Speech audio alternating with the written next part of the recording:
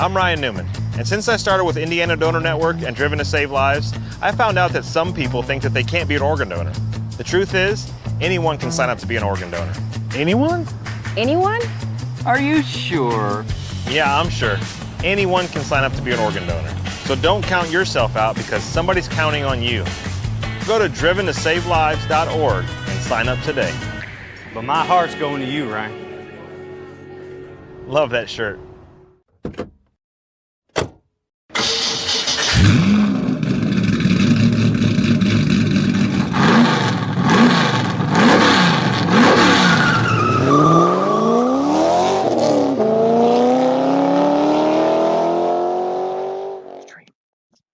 Good evening, ladies and gentlemen. Welcome back to another night of iRacing action here on the National Racing Network, where tonight the stars and cars of the Sim Speed Shop Premier Series will be taking on the New Hampshire Motor Speedway.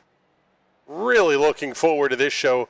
A lot of interesting history out of the NASCAR world has come out of this place, and it's only been open since 1990. We'll tell you a little bit more about that as the race goes on, but first, as always, my name is Chris Graham. Thank you so much for coming to hang out with us tonight. Joined in the booth, as always, by the Bizzler, America's worst crew chief, Larry McDizzle, Patrick Byrne, joining me in the booth. And Bizzle, I'll tell you what, New Hampshire is this really cool place. It's almost board flat. Long straightaways, long sweeping turns. It's one of those places that lends itself to very, very long green flag runs. Yeah, it's frankly a place that has been on my bucket list for so long to come up here for a weekend, and it's amazed me that I haven't been here yet, so I think 2024 is the year. This track, always amazing for the modifieds, always amazing for the cup cars, and frankly, they even ran IndyCar here a couple times, and we got some beautiful images of Will Power out of that one too, so. Yes, we did. The Double Birds made their first appearance here at New Hampshire. 1.058 miles, 2 to 7 degrees of banking in the corners. Scott Dixon holds the track record here in the IndyCar back in 2011, 22.3481 seconds.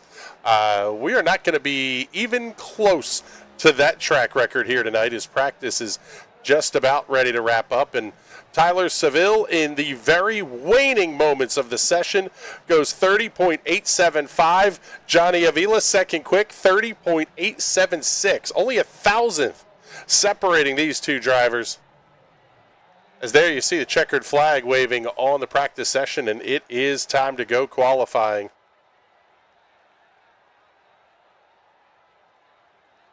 See who we're going to get for the first one out onto the racetrack, and there we go. Let's pick him up, Mr. Hunter Waters.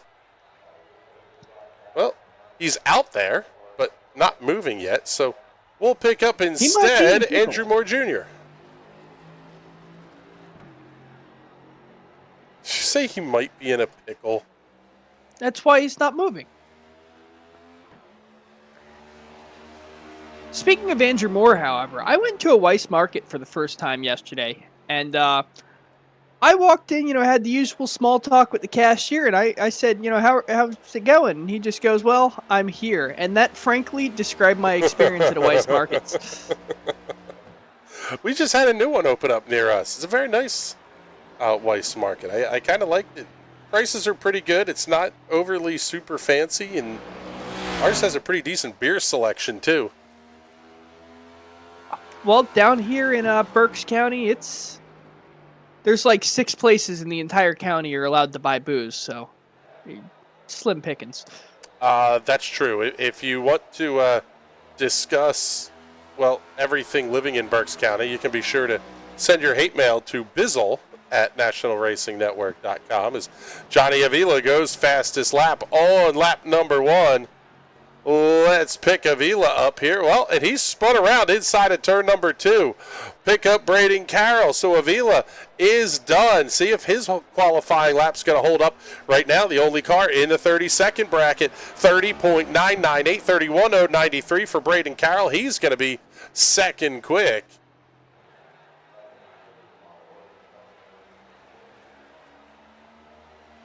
off of turn number 4, right up against the outside concrete wall. Braden Carroll, new quick time, 30.960, 30.96 flat by 38 thousandths over Johnny Avila. Jeff Yenish going to be 4th quick. Let's pick up the 59 of Jim Thorndike, making his way over the start-finish line to complete his qualification run. Lap number 2 does not improve, 31.404. Also on the racetrack, the Chubbies, number 11 of Tyler Seville. He is working lap number 2. Lap number 1, only good enough for 9th quick at a 31.526. Richard Fletcher, also on the racetrack, working lap number 2. Working lap 1, Will Worsler and Kevin Dick. Quentin Clark, Troy Haight, A.J. Digby, Justin Rideout have not been on the racetrack yet. Will Worsler, 12th quick, 33.461. Lap number 2 for Tyler Seville. Down over the start-finish line. He will be good enough for 6th quick. 31.204. Pick up Kevin Dick in the custom paints and diecast, number 52. Out of Saskatchewan, Canada, I think it is, if I'm remembering correctly. Yeah, I believe both him and our league runner, Jordan, is also from Saskatchewan. They run some NASCAR stuff up there. There you go. Big in the racing in the real world as well as here on the sim. Lap number 2 for Kevin Dick will be just a tick slower, 31.105, so the 31.045 will be his lap time of record. Richard Fletcher on pit lane. That car's not moving. Let's pick up A.J. Digby in the UMU, University of Mount Union Esports. Number 14, A.J., a little bit wide through turns 1 and 2. Troy Haight, great lap. 31.028 for his first lap. We'll follow this one to the end with Digby, then pick up the 28 of Haight as he completes his qualification run. Quentin Clark may not get out onto the racetrack here. Still just over 6 minutes left. A.J. Digby, second lap, does not score. Here's the 28 of Haight off at turn number 4, down over the start-finish line. Lap number 2 will be just a tick slower, 31.036 to a 31.028. Really nice consistency out of the Woodfather Chevrolet Camaro for Troy Haight.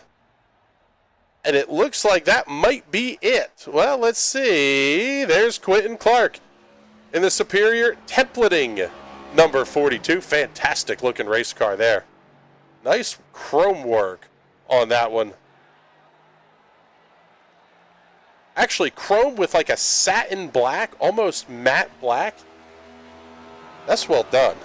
That's using the spec maps to your advantage. He takes the green flag to start his qualification run. That is definitely one sharp car.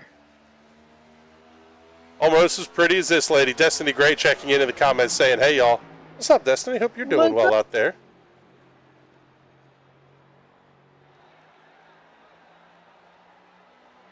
We'll see what lap 1 looks like for Quentin Clark. It will be 31.922, 17th and slowest of our drivers here this evening.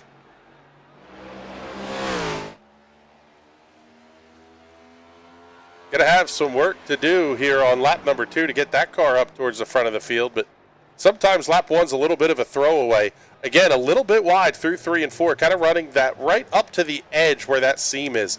Sometimes that can be a little bit of a grip slip, if you will. Lap number 2, 12th quick, 31.292 seconds. So with 3 minutes and 55 seconds remaining in qualifications, it is done. Braden Carroll will be your pole sitter here this evening. That third line up has been the hot line for probably as long as I've ever known this track. With the progressive banking, you have about 5 degrees there versus the 2.5 on the bottom. So it's literally twice the banking, and all you got to do is run 2 car widths up the racetrack, and you can pick up maybe 7-8 miles an hour through the mid-corner, which doesn't sound like a whole ton, but getting to these long straightaways, it makes a world of difference. Yeah, it's basically corner exit speed, which is everything in iRacing. Sometimes in the real world, you have to dive the car off into the corner to maximize the speed through the midpoint. You're going to sacrifice a little bit on exit, but you're okay with that because of how the succeeding quarters will set up. Here in iRacing, it almost is just you have to back the corner up. It's all about corner exit speed, and that's what you're going to be able to do running that little bit higher lane. Yeah, and then you can use that to try and run side by side with someone down the straightaway and possibly get the move done before the start-finish line, especially coming to one of the stage breaks or coming to the finish of the race.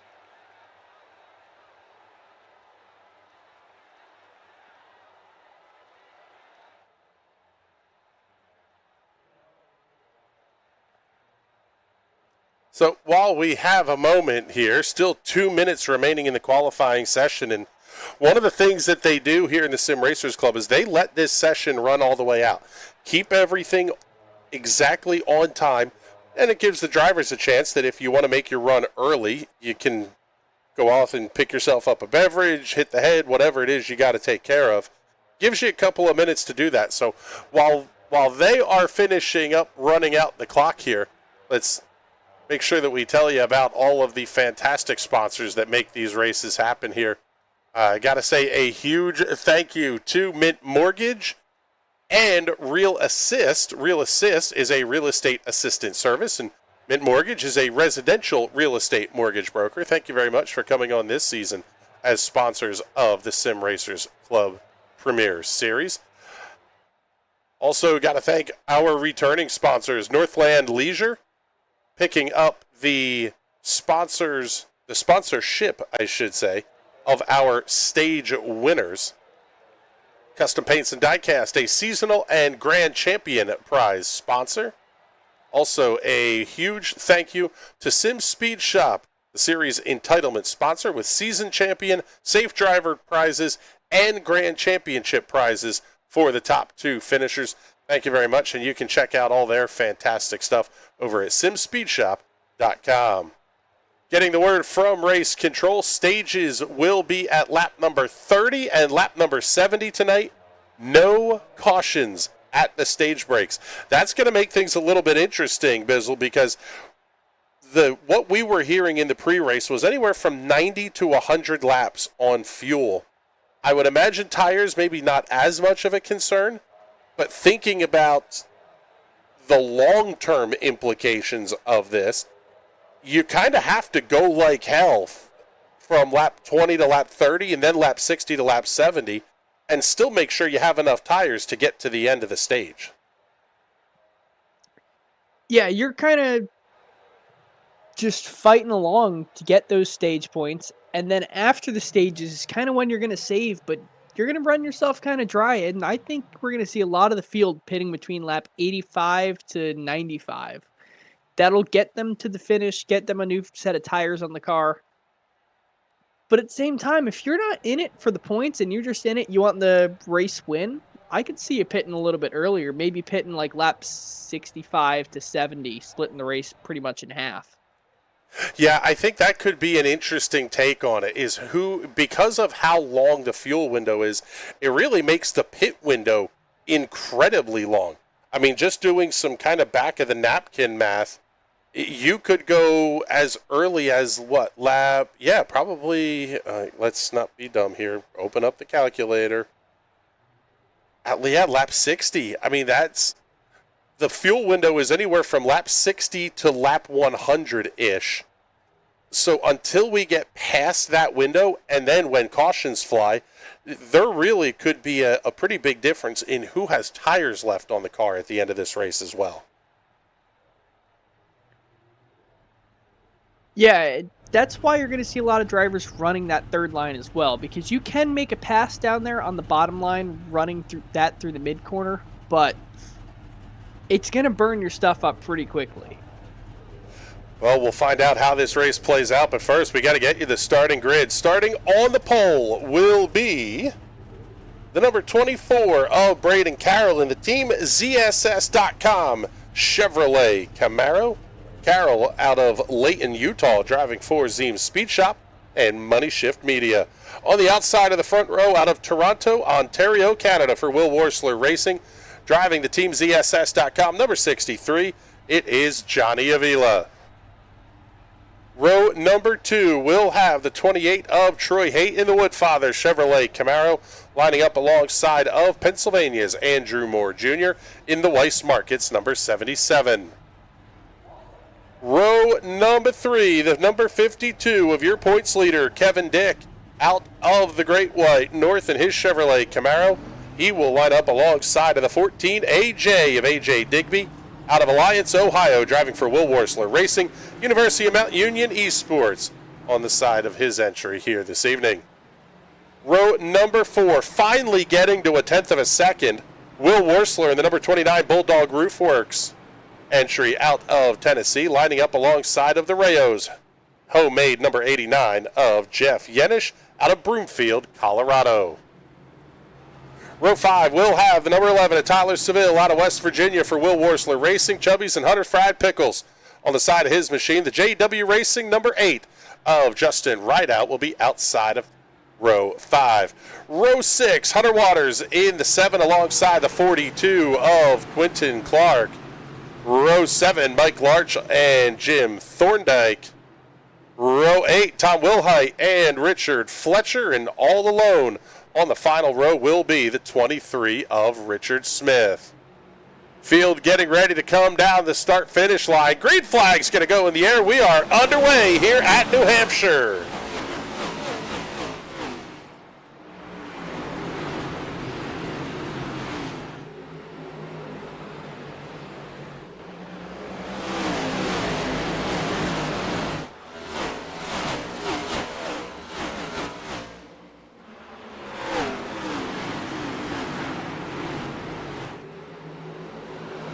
Johnny Avila way up on the outside of turn number 3. He's like all the way up against the wall. I didn't know that there was a Kyle Larson line here, but apparently there is. Well, he made it work, at least a little bit anyway. A little bit of a blink there from Troy Haight. That will be, I don't want to say strike one, but kind of the first warning at least anyway. Haight running alongside of Andrew Moore Jr. A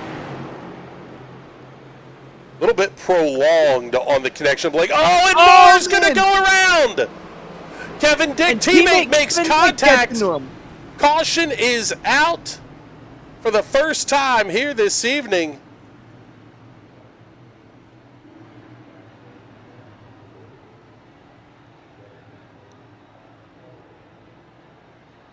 Trouble for Andrew Moore Jr. off of turn number 4. Take a look at it on the NRN instant replay. See what happened here. Car just got a little bit of a twitch. Heck of a job there. Man, Troy Haight doing a great piece of driving to avoid that one. I think it's time to go on board with Troy Haight.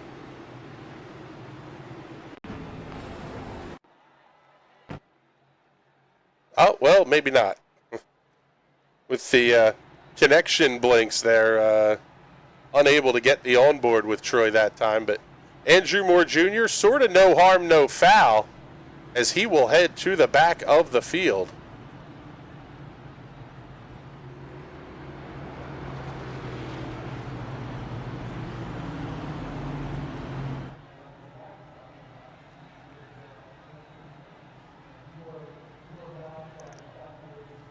Doesn't look like Kevin Dick got a lot of damage on that car, so he should still be fine to go make a charge towards the front of this field. Yeah, the golden horseshoe is still firmly implanted somewhere on Kevin Dick, because that's 2 weeks in a row now. I guess what, now 4 probable incidents in the last 2 weeks that he has basically escaped damage free from. I think he's got a lag switch or something. We see that a lot in the first-person shooter games. Not so often in iRacing, but I think he's got one somewhere on his rig where he can just go, oh, shoot, Daisy Thunder button. Yeah, let's go on board here with Kevin Dick as the field's gotten the 1-to-go signal. No, just all natural. Hard on the brakes. Barely gave him a kiss. Impressive.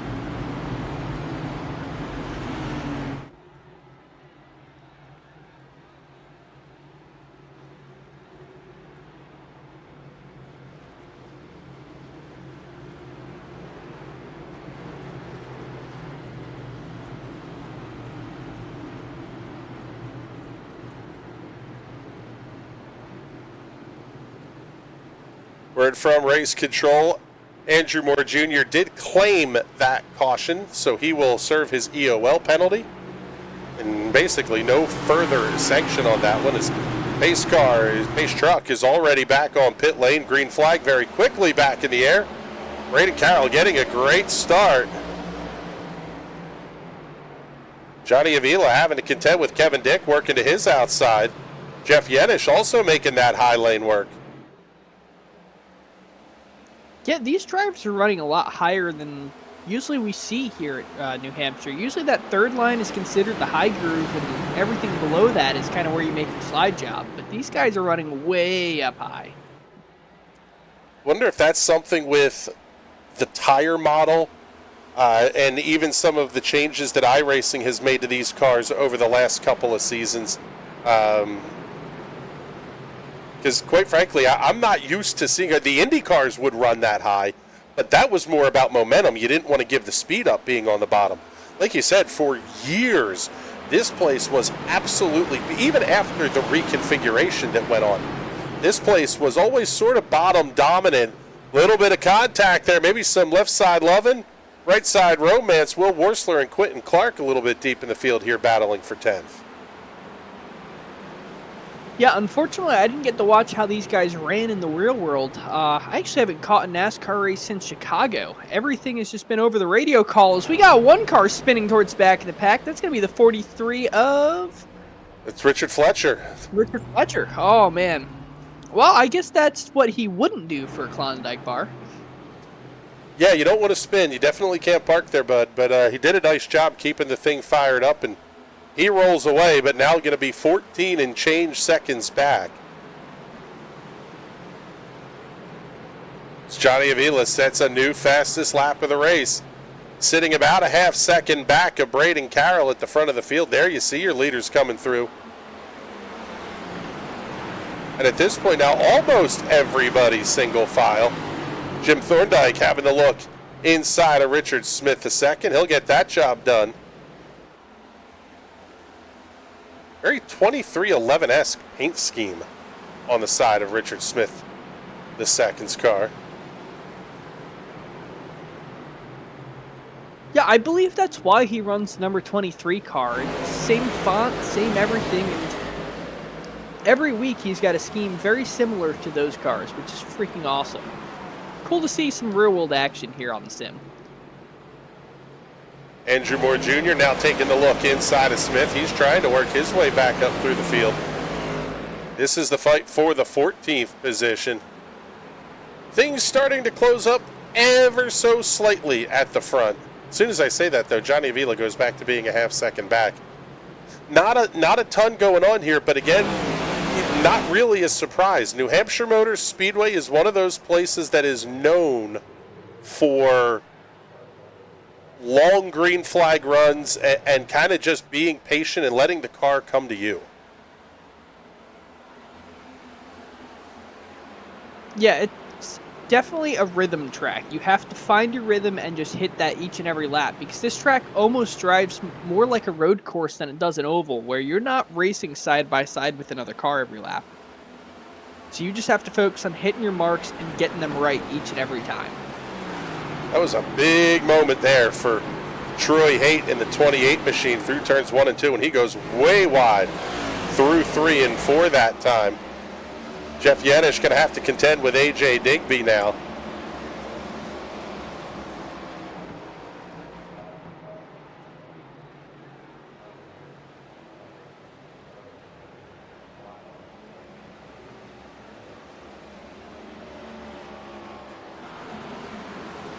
Richard Fletcher, by the way, has made up a little bit of time on Tom Wilhite at the back of the field, sitting right about 11 seconds back of Wilhite for that 16th and 17th place position.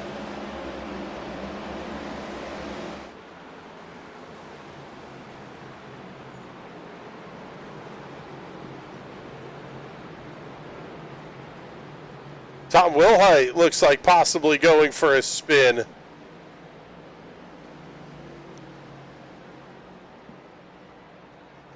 That's the nice thing about live race control is if there's a car spinning and nobody's in danger of hitting them, they let them recover that spin, get back on track, and get back up to race pace before they call the caution, just like they do in the real world. Oh, man, that was a big hit on the inside wall, though. Yeah, you can see that car is really banged up. At least on the left front corner, the P1 battery and P1 Energy Products, number 19 at Tom Wilhite. That car's got pretty heavy damage on the side of that machine. And he's going to have to bring it down pit lane, but we stay under green flag conditions. We'll pick up Justin Rideout and Tyler Seville working on that 7th position. Closest fight on the racetrack right now. Yeah, everyone's single file so far. Nobody making up huge gains on other drivers. Tyler Seville, though, he's getting all over the rear bumper of Justin Rideout, so just waiting to see where he makes the move. Well, we talked about it a week ago. Oh, hold on to it, Will Worsler. My goodness. What a save by Will Worsler.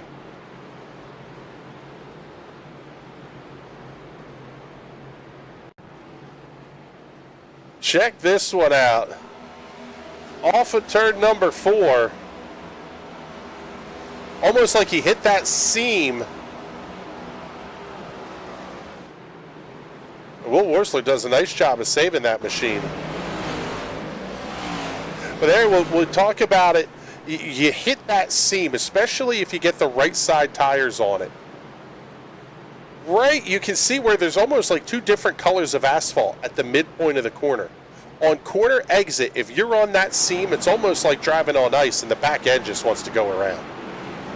Yeah, through the mid-corner when you have the car super loaded in there, it's a grip strip. The car loves it. But when you crest out of the banking, even the very minimal amount we have here at New Hampshire, the car just gets light. You now have a tire that only has half a contact patch on the road, and it just wants to spin around.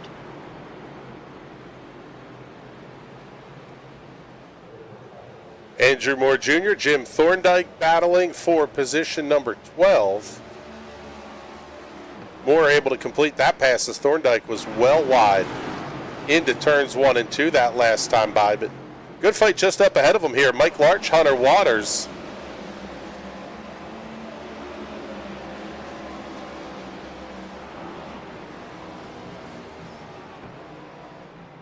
Braden Carroll holding on to a nearly 1 second lead now over Johnny Avila.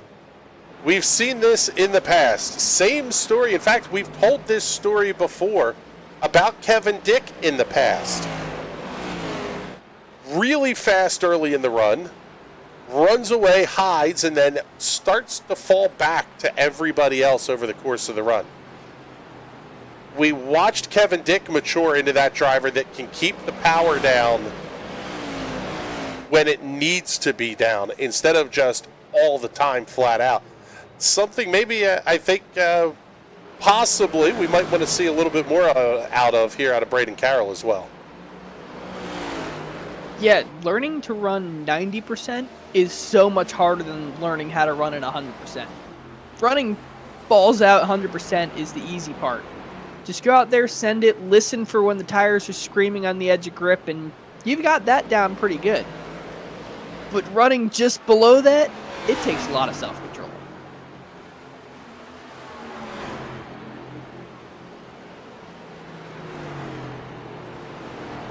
Starting to catch up to some lap traffic towards the back of the field.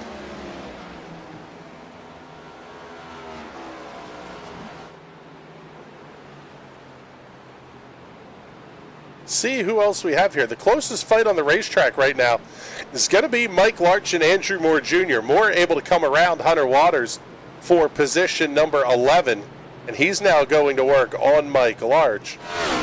Have to wonder a little bit here, though. We've seen this out of Hunter Waters in the past. Are we seeing possibly a little bit of tire saving here and trying to play that ultra long game on strategy? Yeah, you're definitely going to see that out of some of the guys towards the back of the pack where right now they're content with running back there, saving the car, especially knowing we're going to get a long run. Just sitting around and waiting, when everyone comes in the pit lane, you can overcut them a little bit and possibly make up some ground. Yeah, the hope is they all come in and make their pit stops. You stay out, basically get the freebie under green because everybody's a lap down. And then you're on a fresher set of tires, enough fuel to get to the end. Everybody else is going to get the wave around, but you're still going to be at the head of the line.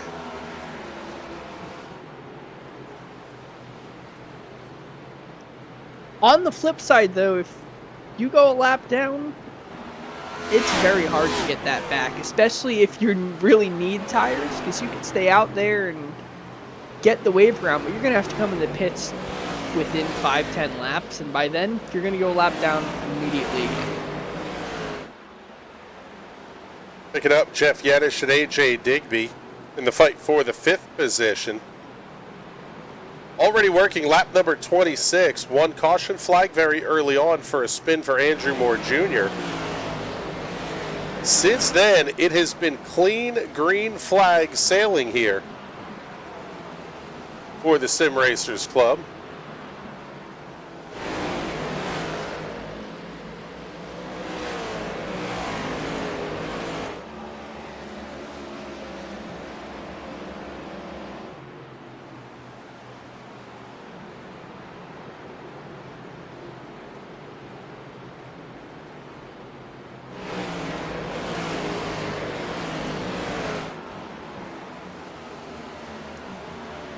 Now, I wonder when AJ Digby's going to pit. It's always hard to pick out when he's going to pit, and frankly, we got a rough number from that camp where it was 90 to 100, but I have a feeling he's going to stay out. If I were to put a number on it, maybe lap 110. Yeah, I think they bought themselves a little bit of time with the caution flag that came out earlier in this race. If you were going to lap 100, that probably gets you to what, lap 105 maybe, with what we ran under caution.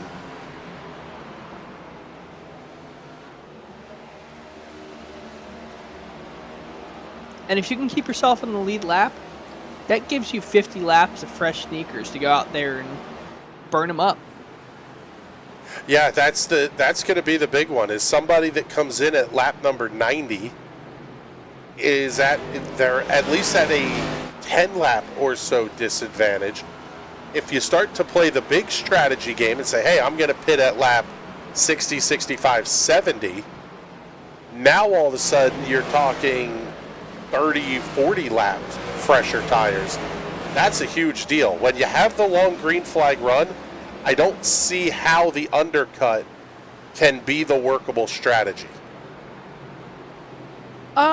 The undercut can still work very effectively, especially if you're a driver like we see Ryan Newman is in the real world, where that undercut is going to get you in front of everybody else, and you're a very hard car to pass, so either they burn all their stuff up trying to get around you, or they just can't get around you. Yeah, and I guess the flip side of the coin is you're almost trying to make it work where if you run the undercut, you're hoping for that late-ish race caution where everybody's going to come down pit lane and put new tires on anyway. Because at that point, you'll have made up the ground. You'll have run more laps on fresh tires than what your competition has done. That's at least the theory of it, of running the undercut.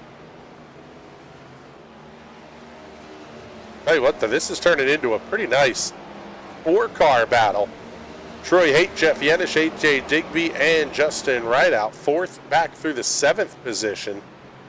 Coming up on Richard Fletcher in the 15. And Yenish going to make the look outside of Haight off at turn number 2. Who's not going to be there? Jump back up.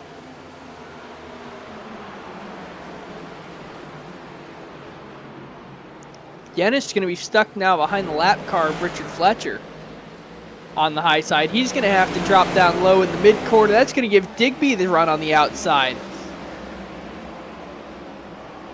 Will Worsler Racing teammates there, Richard Fletcher and AJ Digby. Fletch going to run really high up, and I'll tell you what, it looked like there was a fair amount of grip in that race car up on the top side. And don't forget, Jeff Yenish is in that camp too. Yeah, that's right. Jeff Yenish is one of the Will Worsler guys as well.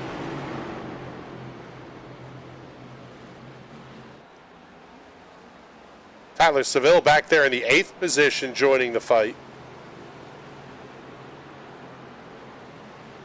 As is Quentin Clark in 9th. So all the way from 4th back through 9th. Now within a pretty reachable gap of each other. Call it about a second and change. And it's only another 1 second back to Mike Larch in 10th. Yeah, these top three have absolutely ran away. And the real race right now is going on for P4 where the whole field pretty much is.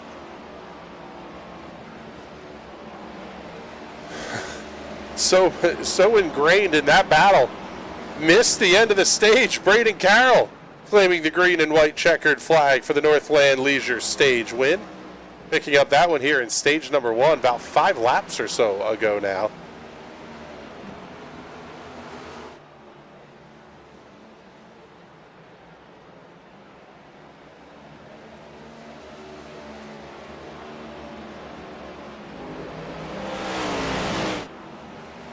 Let's pick up this battle once again here. This all going on about 5, 6 seconds back of the race leader, and it's about 4 seconds separating 3rd place Kevin Dick from 4th place Troy Haight.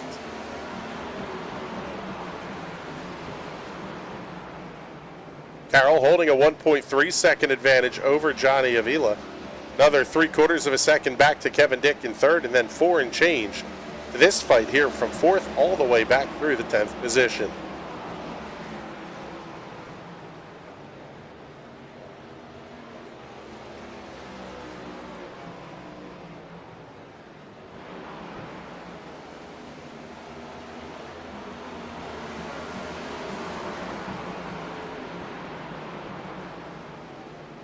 Now, where I start to wonder on thinking the pit strategy a little bit here is you have to get to lap 60, so you might as well go to lap 70 to the end of the 2nd stage. Earn whatever stage points you're going to earn there potentially if you're inside the top 10. But from there on out, the pit window very much is open at that point, I would think. Yeah, the pit window is going to be open from basically lap 50 all the way to lap 100. So a huge window for drivers who want to take the extreme undercut, drivers who want to wait all the way to the end, and just about everyone in between as well. I expect most of the drivers to fall in the average between lap 70 and lap 90. Well, we'll see how that one plays out here, but this field gets to make their way off at turn number 2. Y'all at home, let's give you a chance to go ahead and crank it up.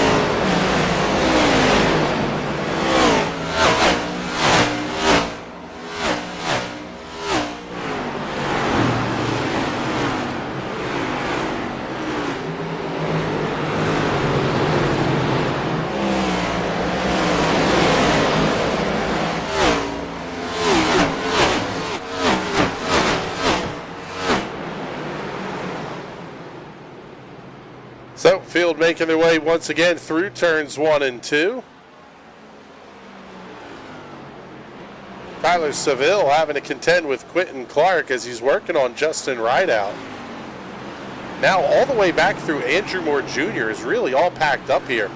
Looks like it's going to be about 4th place Troy Haight, all the way back to 11th place Andrew Moore Jr., all in kind of in the straight line. And I wonder if we're not starting to see some pretty substantial tire fall off here, Bizzle. And if that's the case, with the drivers having 2 sets in the box, could somebody opt to make this just a true 2-stop race? Not only that, we see Tyler Seville trying to get around Justin Rideout. So I'm getting a little bit antsy on the rear bumper there, and I wouldn't be surprised if some of these other drivers in this pack start getting antsy knowing they're faster than the car in front.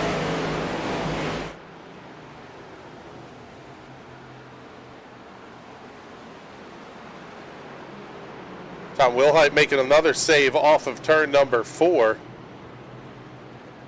As Seville going to get the look inside a ride out off of 2. Where does Quentin Clark decide to go down the backstretch? Now's a great opportunity. If you have faith in Tyler Seville, get underneath him, get underneath ride out, and basically hang him out to dry. But it's not going to happen. They all single file out. Give the spot to Tyler Seville. Go on board here with Quentin Clark.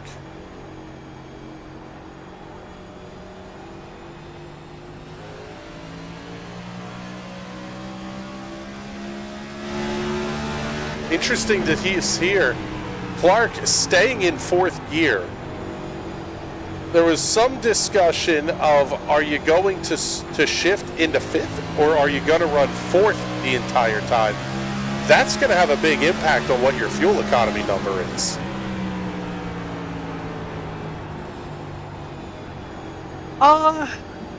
Not so much. It will help a little bit being in 5th gear, but you are putting increased load on the engine being in 5th gear.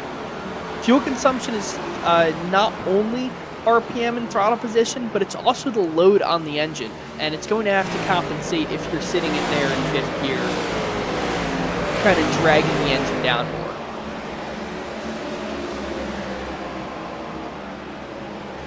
I really need a cutaway car and a whiteboard or something. This would be a fantastic topic to dive into for like 20 laps.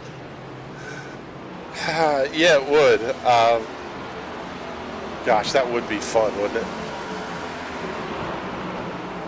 Oh, the things we could about do. brake-specific fuel consumption and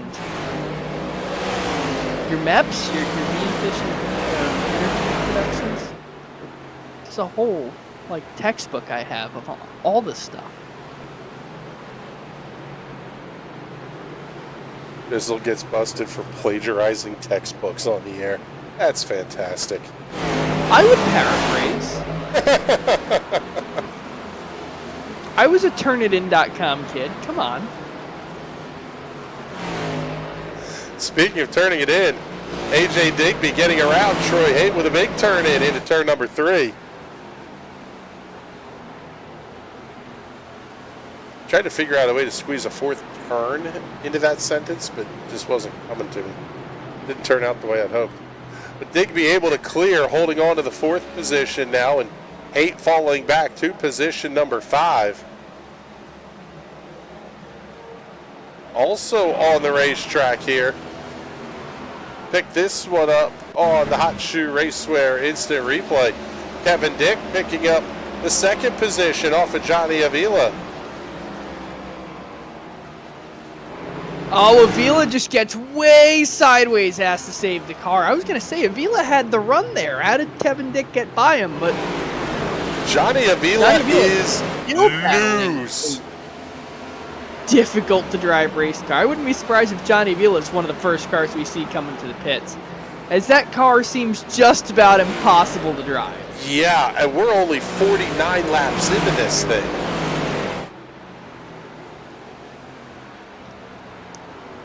I'd say lap 50, pit window is open.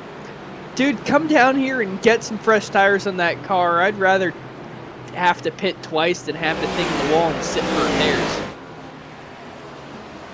Let's take a look at the pass for AJ Digby getting around Johnny Avila.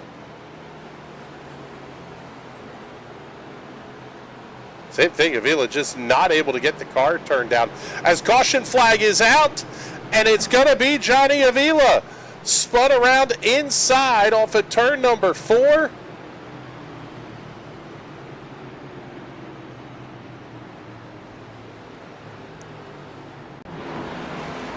Oh, does this change things? Let's take a look and see what happened to Avila. He was already counter steering at the midpoint of the corner.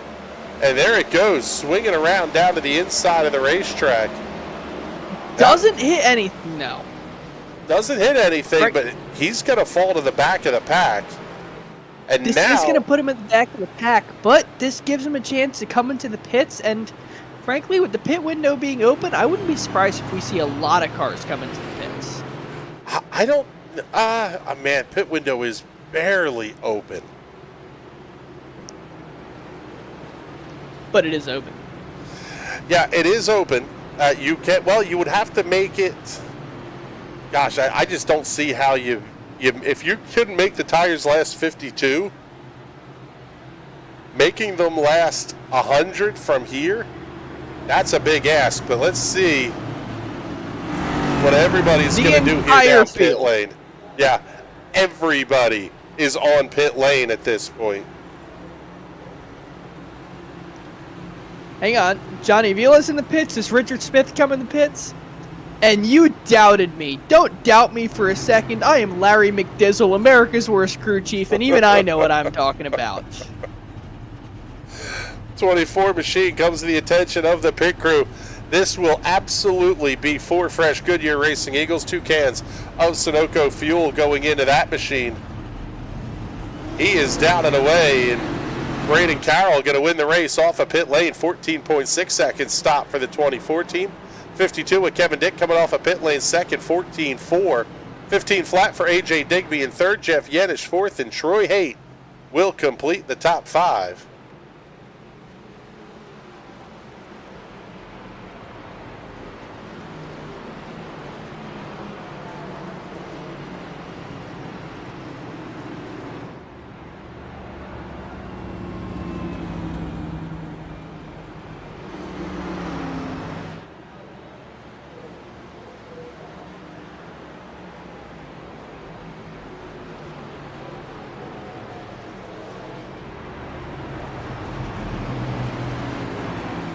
Getting the word from race control, car 63 EOL penalty. End of the line for Johnny Avila for the self-spin. Now we should come around and get the one to go.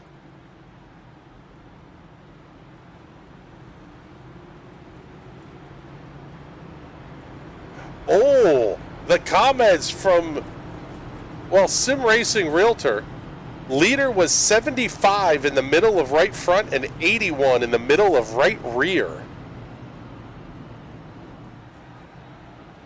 That's pretty hard tire wear. Yeah, I mean, still some life left in those tires, but at that point, what matters more is the temperature, not the wear. I've seen tires on these cars go as low as 30% and still be usable. Now, you're only getting it to that low if you keep the temperatures in check. You overheat them, and you end up basically with what Johnny Avila had with an undrivable race car. Yeah, that's the big one. I have run Indy cars where you've gotten the right rear up over 300 degrees on some of the ovals, and it just snaps. Like there's no warning. The tire just goes, no mas, and the car goes around. Maybe that's a little bit of what we saw with Johnny Avila in his issue. Possibly more temperature than it was a wear issue, but depending on how hard you're driving it, gonna be tough. But let's see. Field is getting ready to come off of turn number 4. The iRacing safety truck will hit pit lane, and we will go back to green flag racing here. Braden Carroll gets the nice restart. Kevin Dick going to be able to hold on to second. A.J. Digby to third. Quentin Clark almost going around. Holds it, locks it down to the inside. Yeah. Doesn't hit anybody. We're going to stay green. That's not what you want to do on cold tires.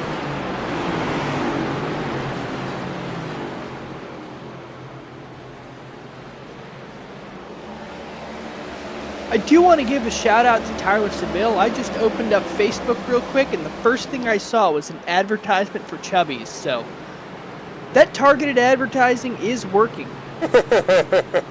They are listening to us. Yeah. Oh, Will Worsler with a big save off of turn number 2. He's going to slide towards the back of the pack. Looking up front here, Justin Rideout, high, wide, and handsome off of 4. He comes around Troy Haight, comes around Mike Larch. That may have even been a 3 for 1. Kevin Dick sets a new fastest lap of the race, and he is right up underneath the race leader, Braden Carroll.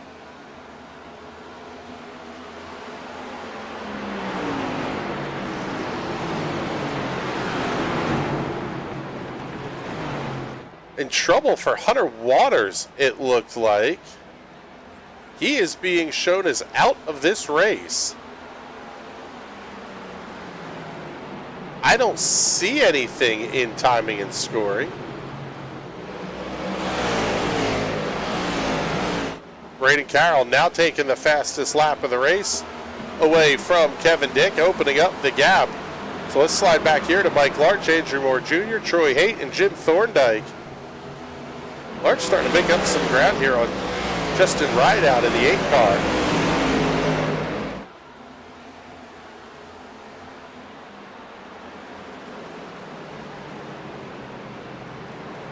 Next time by, it'll be 10 laps to go here at Northland Leisure, stage number 2.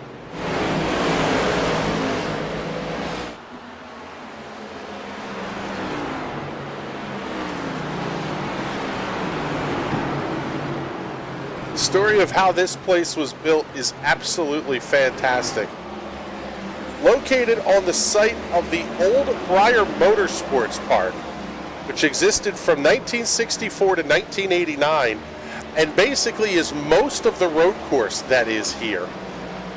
They brought in a grand total of 0 engineers to lay this place out.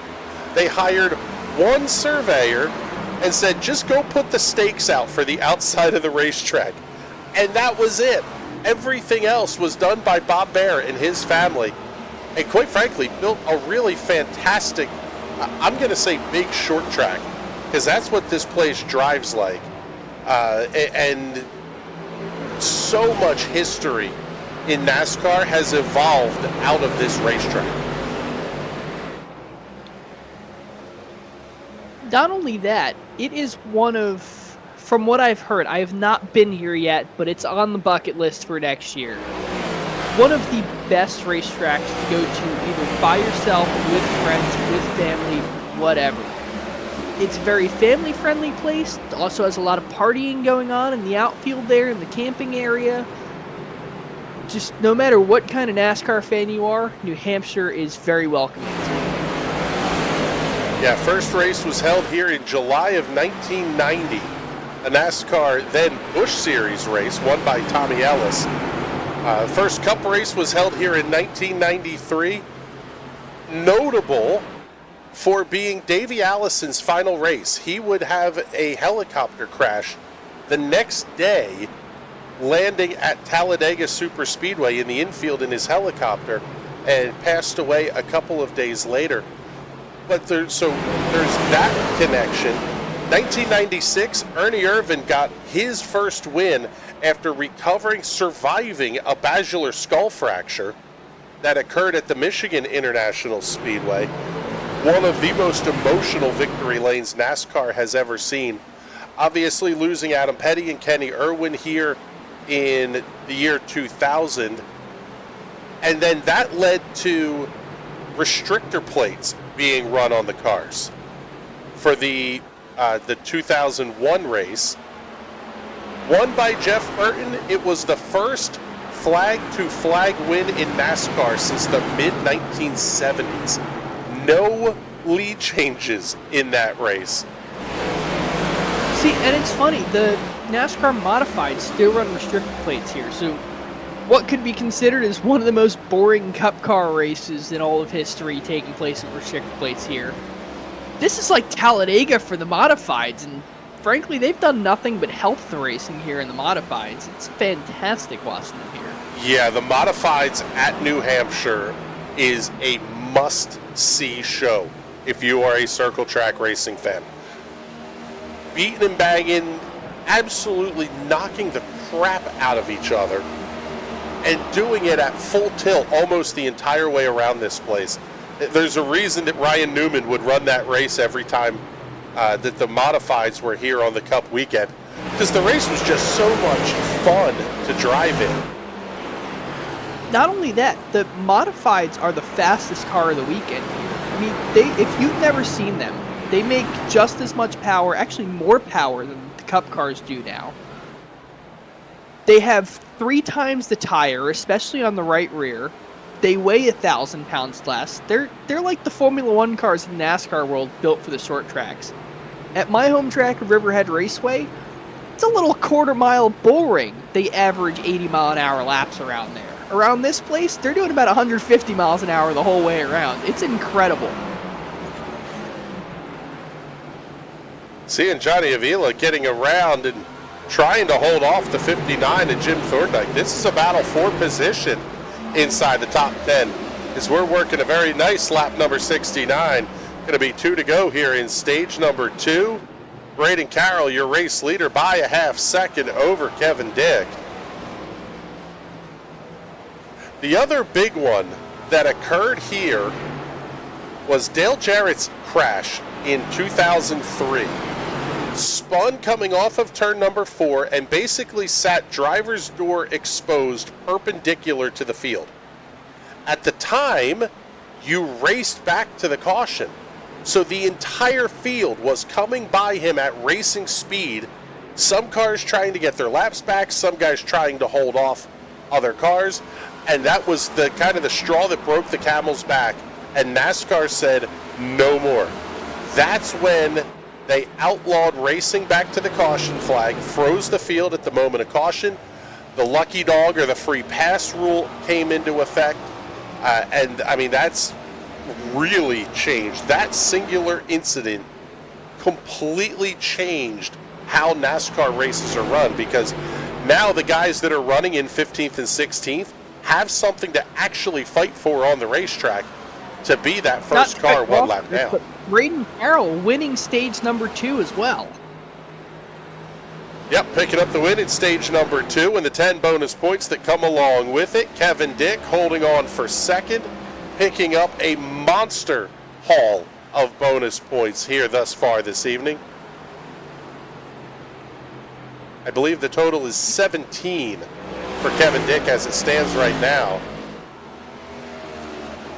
And that's pretty big, because with only 4 races left in this summer season, Kevin Dick entering the night with a 48-point lead over Johnny Avila and a 68-point lead over Tyler Seville.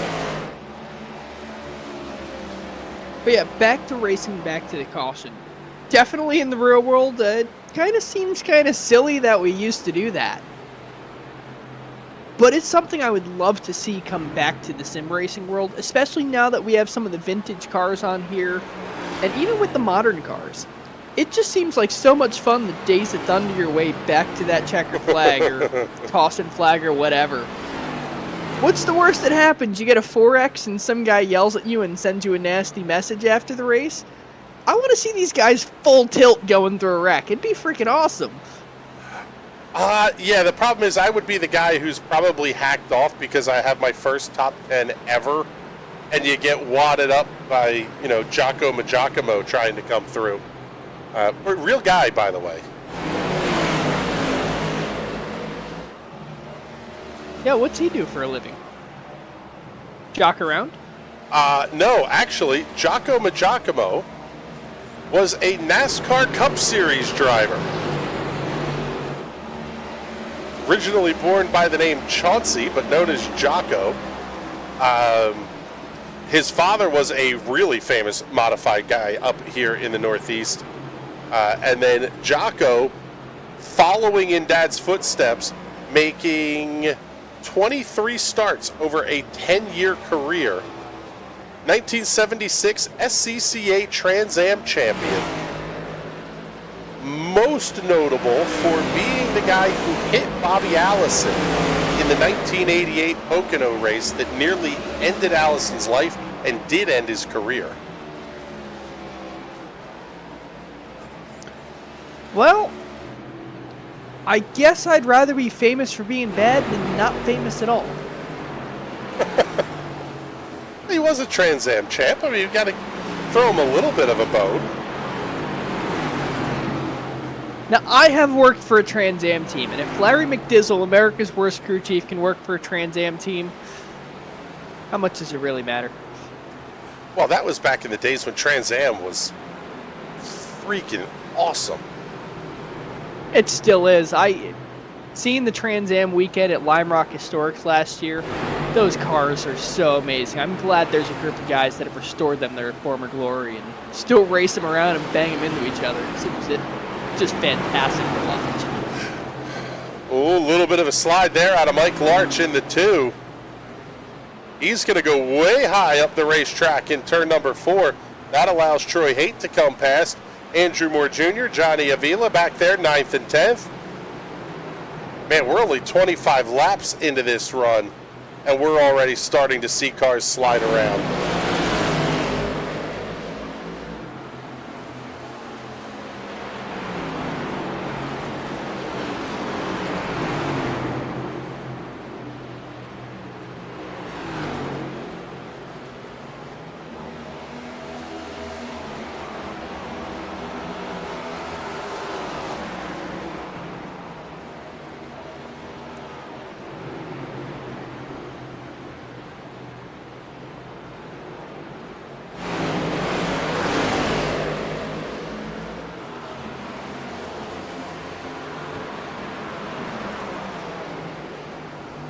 Johnny Avila starting to make his way back up through the field. He got in the top 10. Now he's fighting for the 8th position on the inside there of Michael Larch. Going to be side by side coming across the line.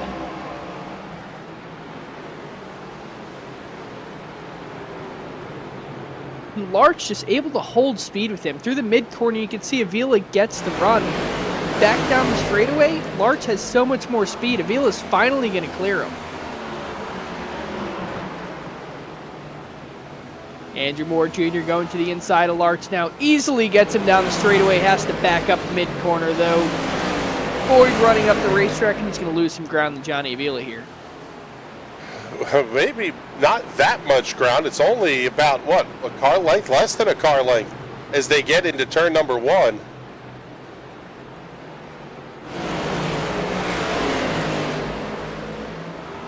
And now, Bizzle, at this point, I think we can say probably, what, about 10 laps or so from the final pit window being open. Because if everybody was hitting pit lane after 50 laps, I would tend to think there's two things that are going to happen. Most of the field is going to pit, and somebody is going to try to stretch a set of tires that entire 100 laps. The only question to me is how bad is the tire fall off going to be? Sure, you could probably stretch the tires out that 100 laps, but if you're losing a second a lap, how many laps is it going to take for the next guy who pitted to catch up to you and just blow the doors off you? Yeah, I mean, right now they're running about 0.7 of a second or more off of each driver's individual best lap pace. Braden Carroll, last lap, 31.748. Best lap of a 31 flat. Johnny Avila, 31.9 to a 31.1. The tire fall off is already there, almost to the tune of 1 second.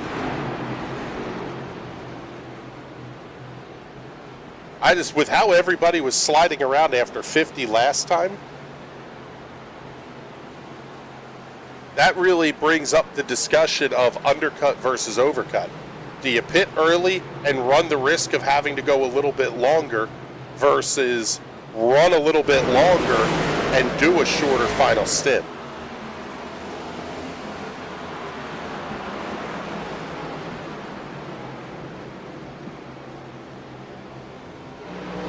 I'm thinking just split it evenly. Just hit lap 100. You know you can make it 50 laps. And just see where the cards fall. That's where I have a feeling most of the field is going to pit. Well, and if it happens under green, it's not the most difficult pit lane to get onto, but this one is definitely not the easiest of pit lanes either. You almost have to commit to entering pit lane like the midpoint of turn 3, you really have to start backing the car down. Because you can see it here, the asphalt doesn't really open up until a couple hundred yards before the pit commitment cone. Yeah, and it's tough, especially if you have a guy right behind you that's committed to the bottom line, and all of a sudden you start slamming on your brakes. He's got two options: slam on his brakes or slam into the back of you, because you don't want to shove the car up high. It's very unsettling for the car, and you'll end up wrecking it.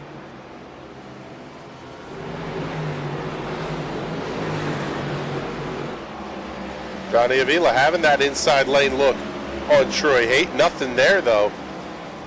And that's really going to burn up the tires trying to run that inside lane here.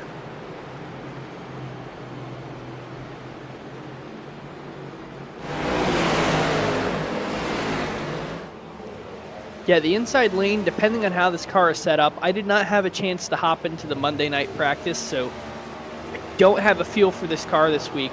But, ooh, Johnny Vila might get into the back of Troy Haight there. It'll either burn that right front up, and all of a sudden you'll have a car that just doesn't want to turn, or as we saw with Johnny Avila before, it's going to burn that right rear up, and all of a sudden you have something that's basically trying to kill you each and every lap. Yeah, every time you start to turn the wheel a little left, you get a lot left when that right rear tire is baked off.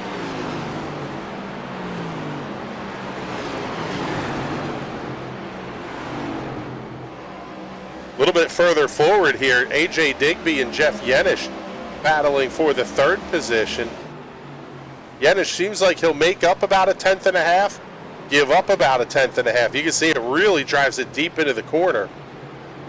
AJ Digby a lot smoother on corner exit though, able to make up the ground. At the front, Braden Carroll holding a 2.2 second lead over Kevin Dick. AJ Digby a further 4 seconds back. And then we get back to this fight. Justin Rideout, Johnny Avila, Troy Haight, Andrew Moore Jr.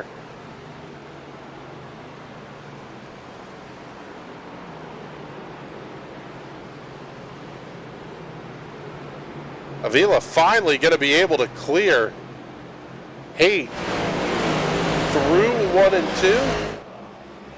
Now Troy Haight going to have to worry about what's coming from behind here as Andrew Moore Jr. is closing in quickly. Yeah, and Johnny Vila is going to have to be careful not to overheat his stuff again. You can see that car getting a little bit squirrely coming out of the corner, and he's going to have to back it down, let those tires cool before he hits the point of no return.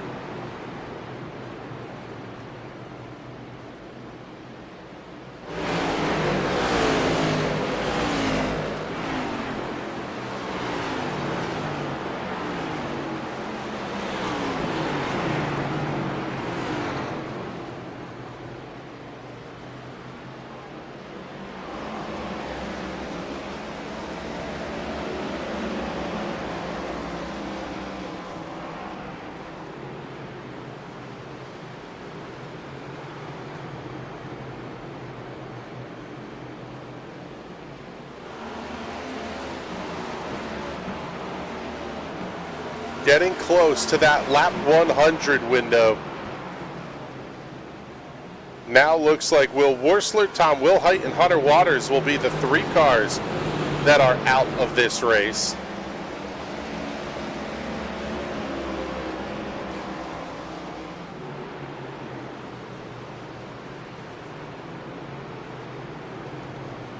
Andrew Moore Jr. looking for grip anywhere on the racetrack, try and get around Troy Haight. Troy Haight, always a very difficult car to pass, but Andrew Moore, we know he's fast and we know he'll find a way around. It's just a matter of where does he do it? Where can he find the speed to get around Troy Haight?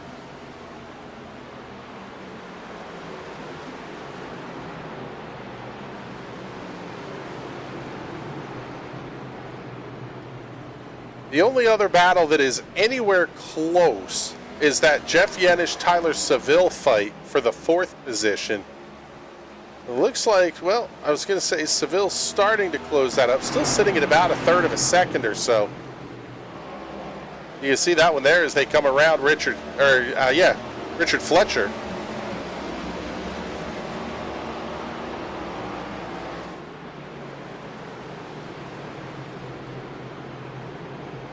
now you're getting to that point of everybody's hoping for a caution, and you're hoping it's not you. Yeah, Andrew Moore Jr. able to get around Troy Haight on the inside through turns number 1 and 2. So now he's going to try and chase down Johnny Villa again. Villa going to be battling with the number 8 of Justin Rideout. A little bit of a wiggle for Rideout off of turn number 4. Avila's going to be there. Not able to totally dive inside. Oh, but there it is. That was a big wiggle for Justin Rideout at the midpoint of the corner. In fact, Andrew Moore Jr. going to be able to make it a 2-for-1 blue light special into turn number 3. Well, I think this time we can call it a blue car special. Yeah, that's true. Actually, with the chrome effect on that car, it sort of looks like a blue light. And caution is out. Caution is out. Yellow flag on the racetrack. Possibly an issue for Richard Smith II.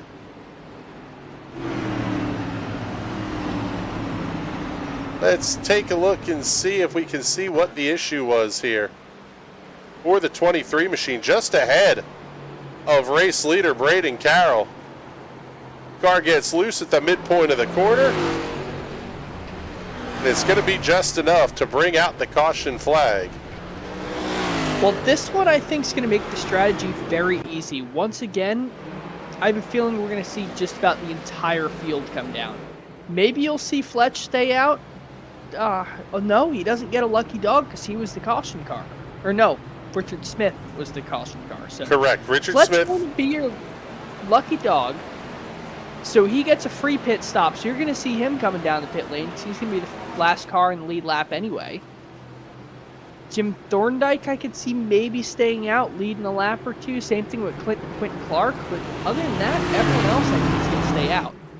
Yeah, everybody is going to make their way down pit lane this time. Yeah, Thorndike's in. Fletch is going to take that lucky dog, and then I imagine we'll see him come down the pits again. Yeah, I would tend to think that we will see the self-spin EOL penalty come for the 23 machine, as everybody is in their boxes, and some of these cars already crew around to the left-hand side. Kevin Dick quickly out of his box, but I don't think it's going to be enough. Braden Carroll, 14.6 in the box, 4 fresh tires, Goodyear Racing Eagles, 2 cans of Sunoco fuel, and Kevin Dick, 14.1, nearly able to claim the race lead. Jeff Yenish comes out in third, good stop at a 14.3 for the 89 crew. AJ Digby's team, fastest on pit lane, 13.9 seconds for pilot number 14.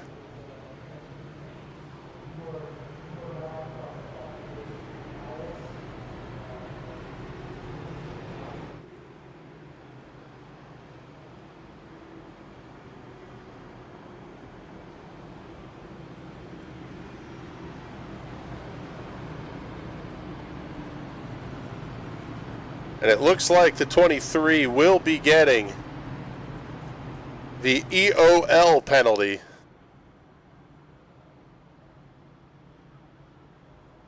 Just waiting on confirmation of that from race control, but there it is. Car 23 to the end of the line for the self-spin off of, well, I guess, middle of turn number 2. That's going to put him back to being 2 laps behind the race leaders. Outside of Richard Smith, all 13 cars still running are still on the lead lap. And now, Bizzle, you've used your 2 sets of tires. I don't want to say you're in smoke 'em if you got 'em territory, but you got 50 laps to go. You got to kind of be consistent, and you're going to get there.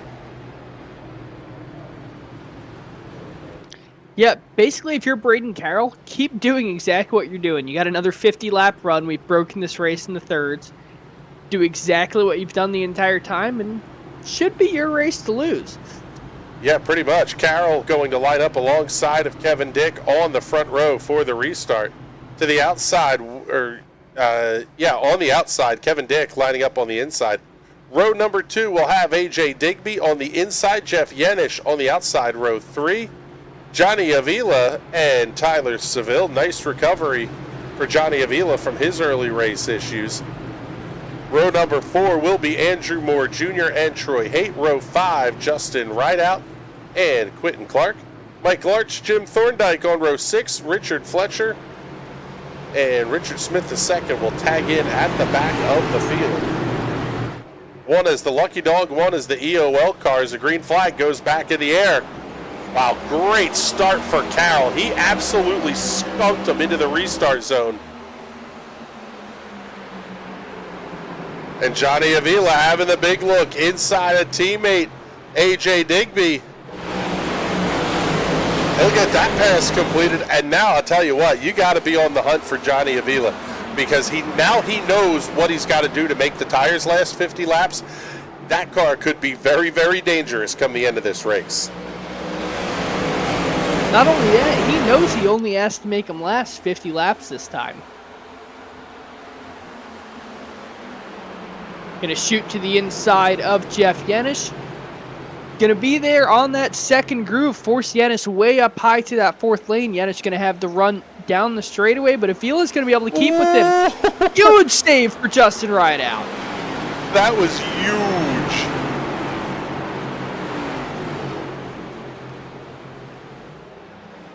But Johnny Avila finishes the move on Jeff Yenish. He's going to be up to the third position. Going to have some catch-up to do to catch up to Kevin Dick and Braden Carroll. Now we got this good fight. Yenish, Digby, Seville, Haight, Moore, Clark, and Mike Larch there. That's going to be from 4th all the way back to the 10th position.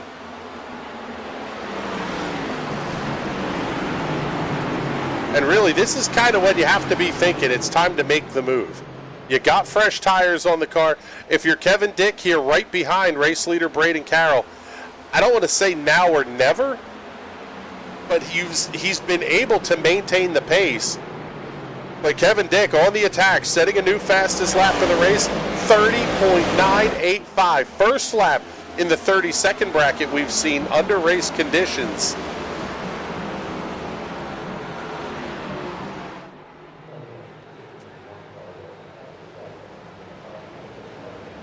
The other big thing that these drivers now have is they've added to the book of information. You make your first pit stop, you bring up the tire information in your black boxes within the sim. You'll see what your tire numbers looked like after the first stint. Now you're going to know what they were like after the second stint. You've got a pretty good indicator of what your pace is going to do to the tires. If you're Kevin Dick, maybe you were saving enough that now you know, hey, I can go after him and attack this guy. Not only that, but if you know you only have to go 50 laps this time, in the first two cautions, you didn't know it was going to be 50 laps perfect. So now you might be overconfident, and these top two might be running away from the field going, oh, I've done this before, I can do it again. And they might burn their stuff up. Johnny Avila, however, he knows how to burn them up completely in a stint. We saw that in the first third of this race. So do we see him sit back there about a second after these guys and let them turn up their equipment and then go after them with maybe 5-10 laps to go?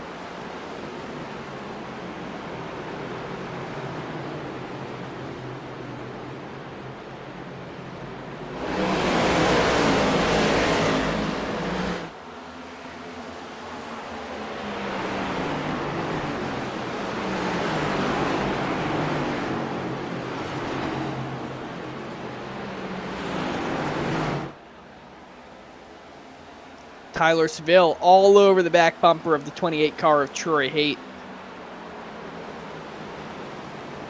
Seville, a masterful driver at just making kind of the surprise move where you don't expect it, kind of cutting underneath you right in the mid corner where you didn't think it was possible. And all of a sudden you have to sit there and paddle with it. Oh, Number 42 car of big Quentin Clark, save. huge save. That was big wiggle territory right there.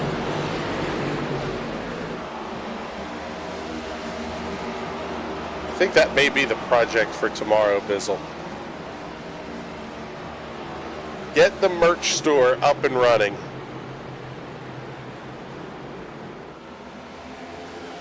Need to get those cease and desist letters rolling in here. Kevin Dick has not been able to do anything with Braden Carroll. The lead up now almost to half a second for Carroll as we are down to 40 laps to go here at the Magic Mile. Huge save out of Tyler Seville as well. He loses some ground there to Troy Haight and kind of falls back to Andrew Moore, but he's still going to be pretty comfortable where he is. AJ Digby running side by side right up against Troy Haight, trying to save that position. Yeah, Digby does not want to give up the top 5 finish here tonight. Troy Haight, on the other hand, doesn't want to finish outside the top 5, so these guys are going to run side by side for yet another lap. Taking a look at the numbers here, and no top 5 finishes yet this season for Troy Haight, currently sitting in the 11th position in points. However, one of the cleanest drivers on the circuit. Amongst the active drivers, only 3.43 incidents per race. And that factors in that we've done some super speedway racing where you're going to kind of bump and bang and you're going to throw those numbers off a little bit. We've also been to the Atlanta Motor Speedway where you're going to do some of that. So Troy Haight, one of the cleanest guys out here on the circuit, really wanting to pick up that top 5. Get one under your belt. Get a little confidence as we head into this last third of the season. That, not only forget for the incidents, you have the road course as well, where, especially at a place like Watkins Glen, where these cars actually run and run wide in turn 1, you'll get a 1X here on iRacing for that, so that'll throw your numbers way off and make it seem like you're a much dirtier driver than you are. For me, running only the road courses, you look at my stats, and it almost seems like I'm a dirty racer, which I might not be the cleanest guy out there, but I am definitely not Chris Graham on a road course. Whoa! That shot's fired. Oh, sorry, I didn't realize you could hear me, bud. Yeah, not wholly uncalled for. Definitely not wrong. But still a shot fired. Now looking ahead here, we will have 3 races left on the summer schedule after tonight's race. Next week we head to Pocono Raceway, which quite frankly has the potential to be a lot like this race is. You just have to manage that racetrack. Then we get a week off and 2 absolutely fantastic circuits to close out the season. Richmond and then Michigan, where we will crown a champion.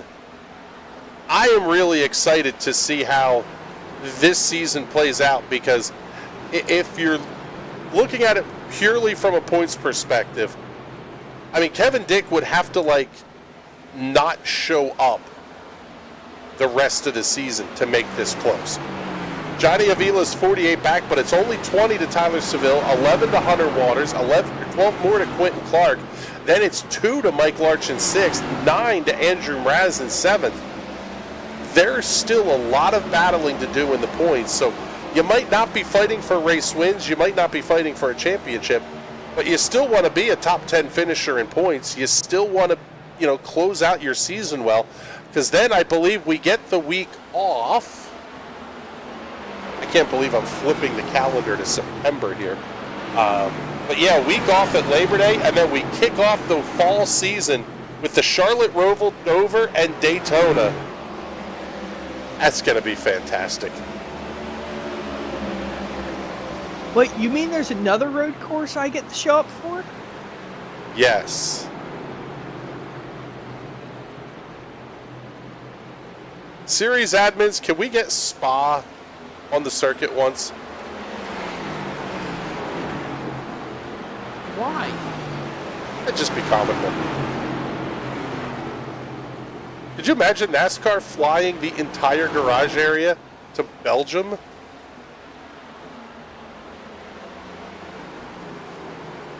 I mean, they've done crazier. They held exhibitions in Japan a couple of years. They raced, once at Suzuka, a couple times at Twin Ring Motegi. Flying them all out to Spa, isn't that crazy? The NFL plays a game in London and Germany, so why not? Okay. A NASCAR visit to Spa would be so dysfunctional, it would make the Belgian government look like they have their act together.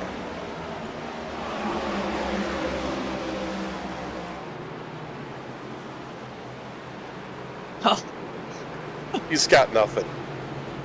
I've never been to Belgium, but from some of our friends that took a trip out to France this year for Le Mans, they all stopped in Belgium, and there were some stories. It seemed like they couldn't sleep. There were a lot of sirens, but it was a lot of fun, it seemed like.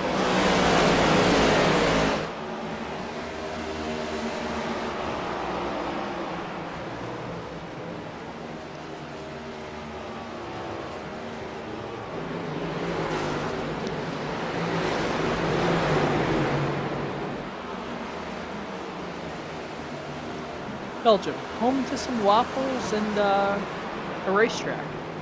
Is there anything else notable in Belgium? Yeah, they haven't had a sitting government in 15 years or something because they can't get their act together. That was the joke that flew over your head, by the way. Mike Larch and Andrew. I am not up to date on my European history. I don't live there, man.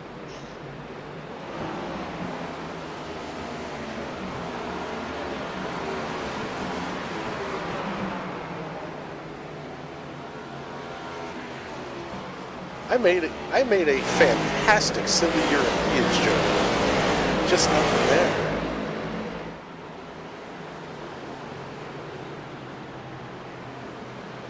So now down to 28 laps to go. Guess what, Bizzle?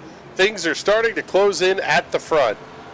0.7 of a second separating Braden Carroll from Kevin Dick. Another 0.7 separating Kevin Dick from Johnny Avila.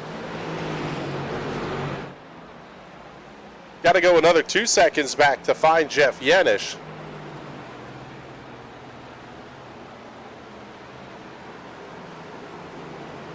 Maybe not getting spicy at the front, but definitely some numbers to keep an eye on here.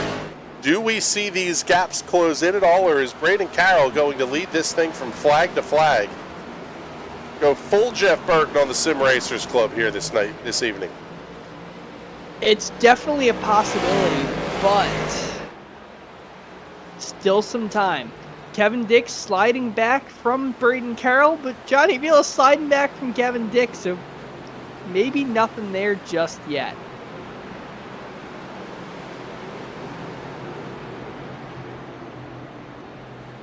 Tyler Seville closing on AJ Digby. Mike Larch closing on Quentin Clark.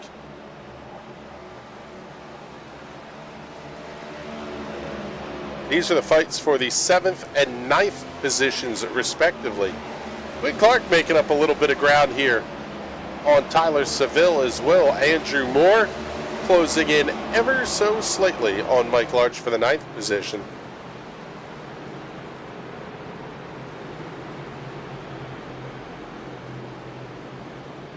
At this point in the race, Troy Hayden doing a nice job holding on to the 5th position. While we have a moment here, let's take a look at our hard charger and most laps led. Obviously, that one is going to go to Braden Carroll. Hard charger for the race. Currently, Jeff Yenish up 4. Quentin Clark, Mike Larch also up 4. Kevin Dick, Richard Fletcher up 3 apiece.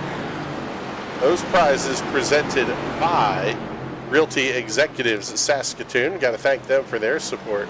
Looks like Will Worsler will play, likely to claim the most positions lost bonus tonight.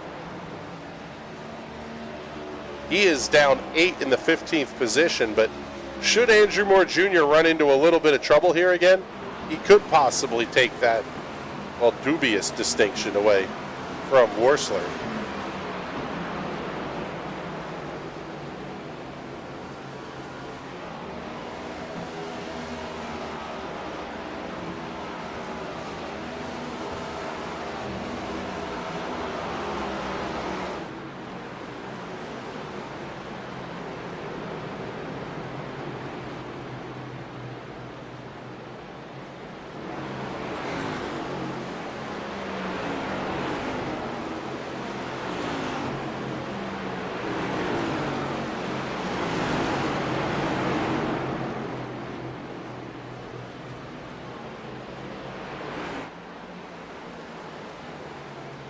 Man, looking at the front of the field here, it seems like Kevin Dick is making up some ground on Braden Carroll. He has the gap down to 0.6 of a second. Carroll able to extend it out to almost 0.7 by the end of the straightaway. And then Kevin Dick just making up a ton of time at the midpoint of the corner.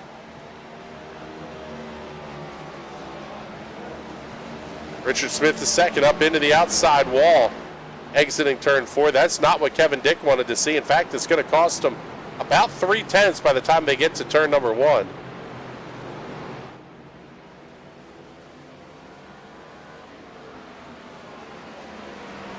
Interesting now with the tire wear at the point that it is, Bizzle. Really starting to see these guys diamond the corner off in turns 1 and 2. Make almost a hard entry, or shallow entry, I should say, in. Let the car slide up at the midpoint of the corner, and then as soon as it grips up, you're back on the throttle and taking off again. Yeah, it's very similar to how Jimmy Johnson used to drive this track. It's kind of a unique line then, but once everyone figured out what he was doing, it seems to be the preferred way to get around this place as soon as the tires start to wear. New first ballot Hall of Famer, Jimmy Johnson. Congratulations to him and his family on his induction into the NASCAR Hall of Fame announced today. Joining him... Surprisingly not unanimous. You know what? I'm not surprised by that. There has not been a unanimous inductee. The first class included Dale Earnhardt, Richard Petty, Big Bill France, and Bill France Jr., and none of them were a unanimous Hall of Fame vote.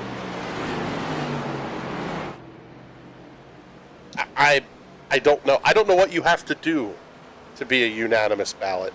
But in addition to Jimmy Johnson going in, also Chad Knaus, his longtime crew chief and the guy who helped mastermind him to 7 championships. And very, very excited, Donnie Allison going into the NASCAR Hall of Fame as well.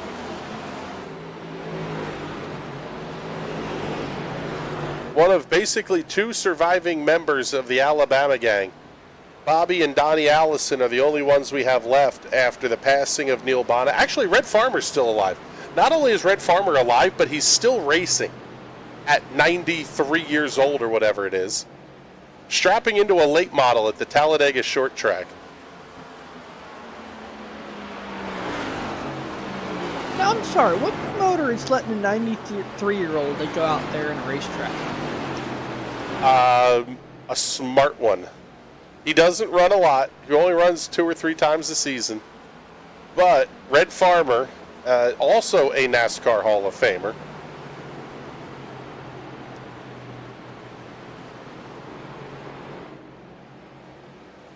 Yes, let me see. Let me Google. I take that back. I want to still be racing cars when I'm 93. Good luck everyone else, because I might not be able to see very well. I might not be all there. But I'm still sorry. think I hope I know how to turn left at that point. I was off a little bit. Red Farmer is 90 years old.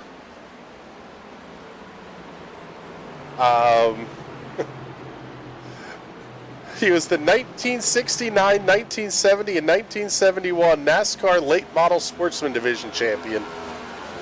And 1956 NASCAR Winston Modified Tour champion.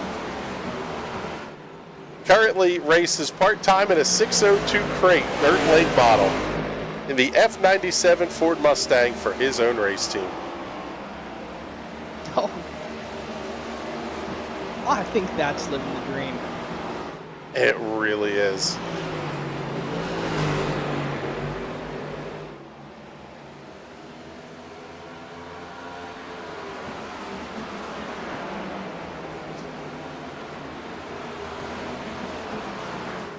Actually, Red Farmer was the passenger in Davey Allison's helicopter the day that it crashed. To call back to that story that we told earlier in the race.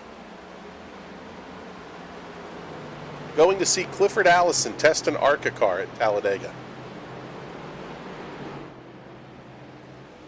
And then we would lose Clifford only about a year later in a crash at Michigan.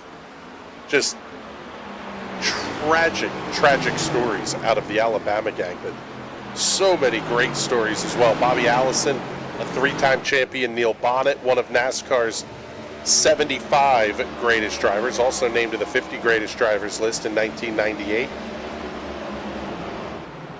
The Alabama gang was Red Farmer, Bobby Allison, Donnie Allison, Neil Bonnet. Absolute legends across the Southeast. Now it'll be... That is only Yates' 28 car I do not have a die cast of is one of Davey Allison's cars. Man, those cars were rocket ships on the super speedways too. Not a lot of info I'm allowed to give, but the shop I am currently working at was the development center for those Yates engines back in the 80s and 90s. The amount of history I have just stumbled upon looking for random tools in that shop. Kevin Dick! Man. Kevin Big Dick! wiggle! Sorry, buddy. But yeah, the amount of just Yates stuff that is never allowed to have a camera on it, can never be talked about, but oh man. You just gotta see it to believe it, some of the crazy stuff they were doing. It's so cool. Troy Haight falling back to the 6th position as both Jeff Yenish and AJ Digby come past. Digby now having to look inside of Yenish for the 4th position. We've still got some action going on here in this race. It's starting to pick up now inside of 10 to go. Haight crossing up Yenish. Oh, and Yenish is going to spin. Caution is out. With 9 laps to go, we are under yellow.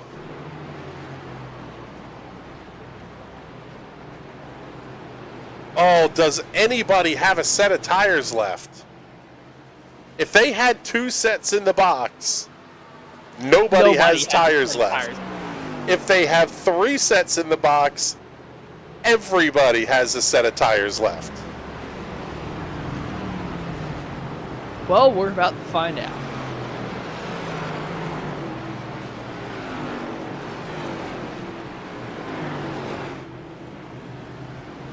Let's see, does anybody not come down pit lane and gamble here? Because it looks like they do have the tires in the box. And at this point, everybody is on pit lane. Justin Rideout stays on the racetrack.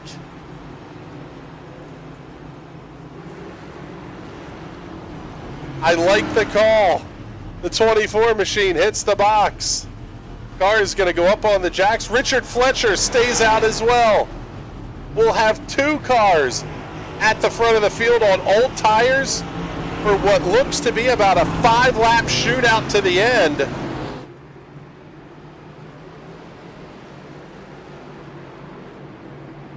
And short stops, right side tires only for Tyler Seville and Mike Larch. Oh, this is going to get spicy. Let's recap things here. The first 2 cars you see there on your screen. Justin Rideout, Richard Fletcher. Now Fletch coming down pit lane. Justin Rideout stays out.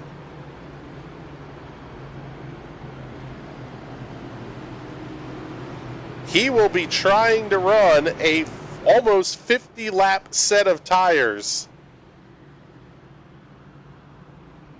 to the conclusion of this race. Tyler Seville and Mike Larch electing to take 2 tires. 9.5 seconds in the box for Seville, 9.2 for Mike Larch. Everybody else on the lead lap will have 4 fresh Goodyear Racing Eagles. Braden Carroll, Kevin Dick, Johnny Avila, AJ Digby, Troy Haight, Quentin Clark, Andrew Moore Jr. back through the 10th position.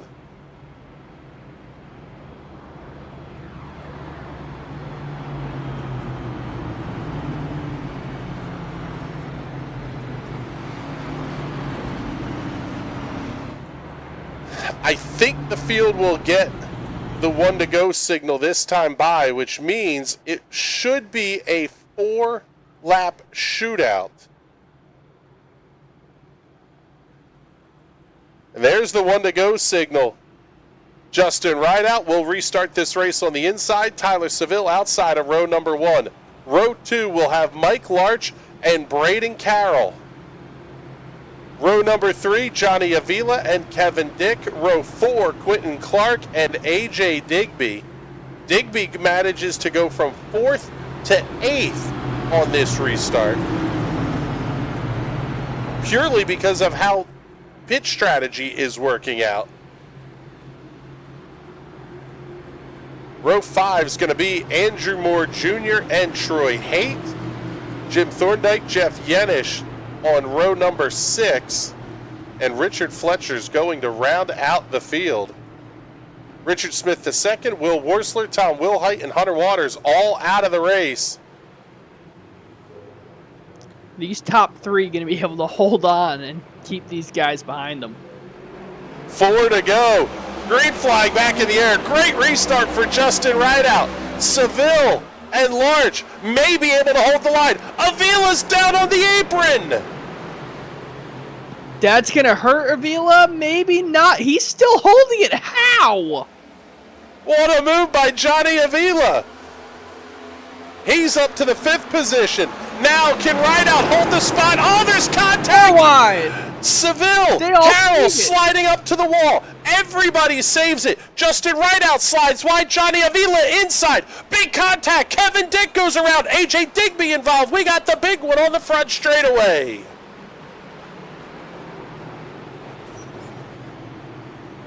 Oh my goodness, we're going to overtime.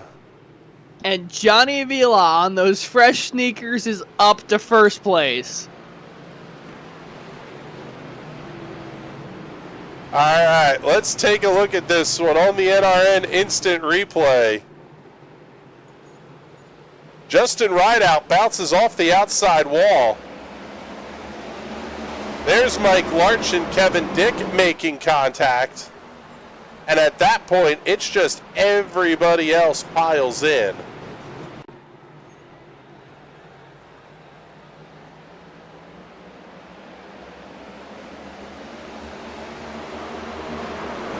Tough break for AJ Digby. He was almost through that.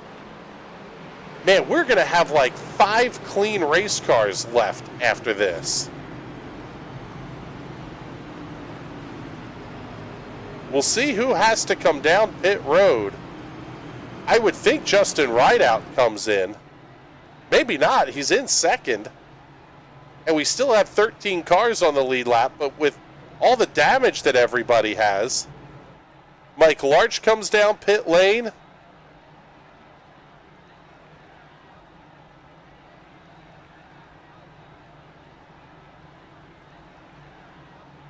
AJ Digby also on pit lane.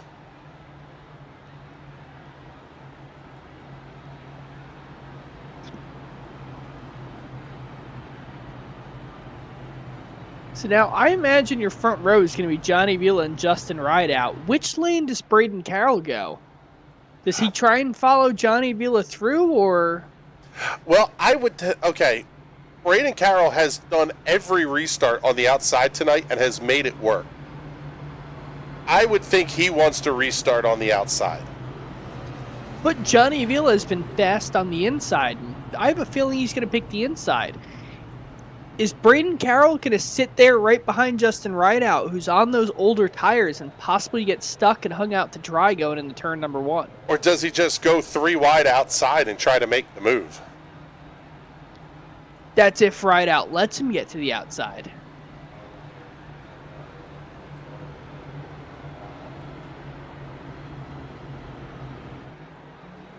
So you saw the 3 to go number tick back up. We are in Sim Racers Club overtime. Race scheduled for 150 laps. Now we'll go a minimum of 154, as the field has not gotten the 1 to go signal yet.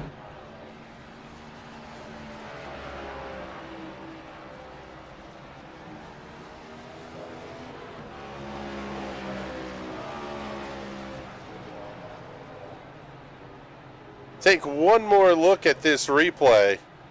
from A.J. Digby's perspective.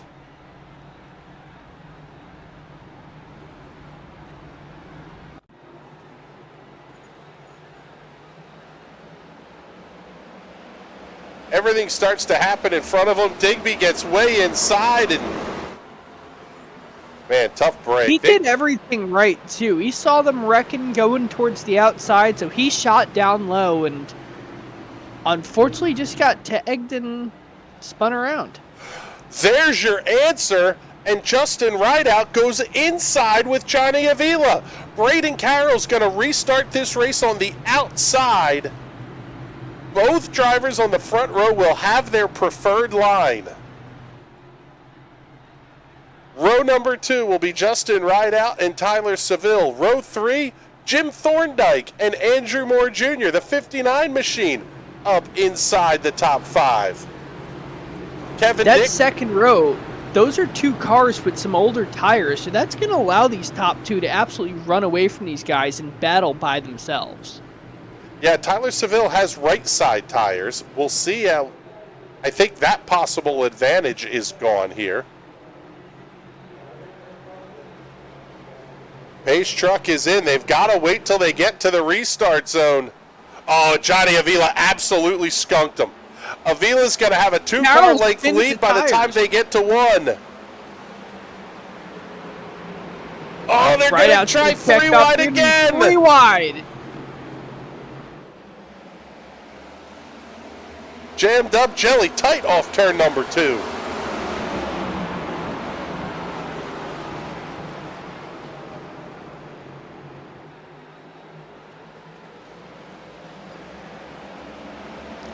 Coming to the white flag, it's easily going to be Avila across the line first. Johnny Avila will be your race leader. Braden Carroll, 0.3 of a second back. Can he close it in?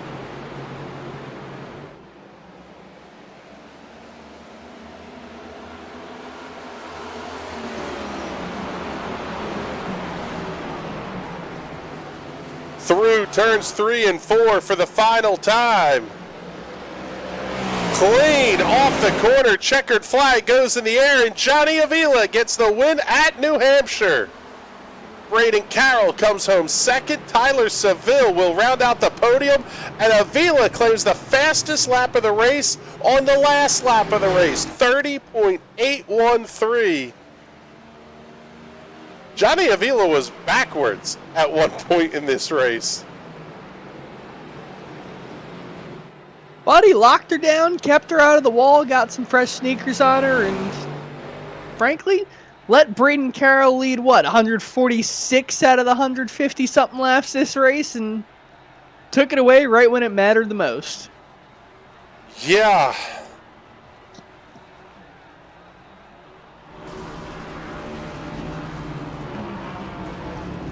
There is Johnny Avila, your race winner. Oh, Fletch just absolutely drills him. Fletch showing Johnny what he would do for a Klondike bar.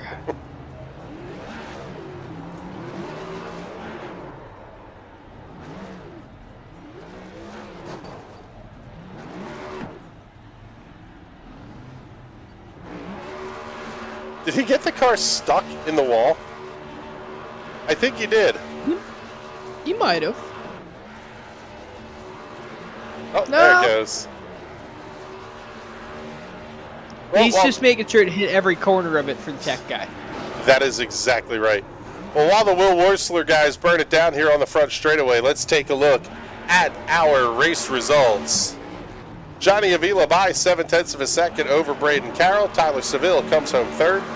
Andrew Moore Jr. and Kevin Dick complete the top 5.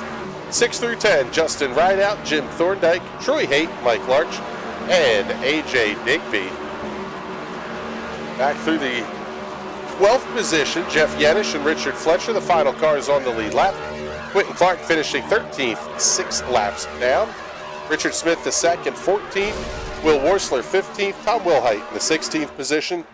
And Hunter Waters going out very early in this race. He finishes in the 17th position. Fantastic show put on by the Stars and Cars. of the Sim Racers Club here tonight. I'll tell you what, Bizzle, I did not see that race finish coming. No, I saw Braden Carroll going out there and leading every lap of this thing, and Johnny Vila just came and stole it away. Yeah, it was it was a race that was really good. Well, I'll say it this way. It was a good race. And then it turned really good very late in this thing. Absolutely gutted for Braden Carroll. Had a race win all but locked up, and then all hell broke loose with about 10 laps to go. But let's kick things off with our race winner tonight, Mr. Johnny Avila. And man, I'll tell you what, Johnny, I don't even know where to start this necessarily, because you put on an absolutely fantastic show. You were backwards at one point, and you still managed to park the thing in victory lane. Congratulations, brother. Tell us how you did it. Luck and full sending it, I think, are probably the two big key factors, because I was only good for maybe 20, 30 laps, and then my right rear was dead. So... yeah, well, we saw you the first, you were the first caution of the night, picked up the EOL penalty for the self-spin.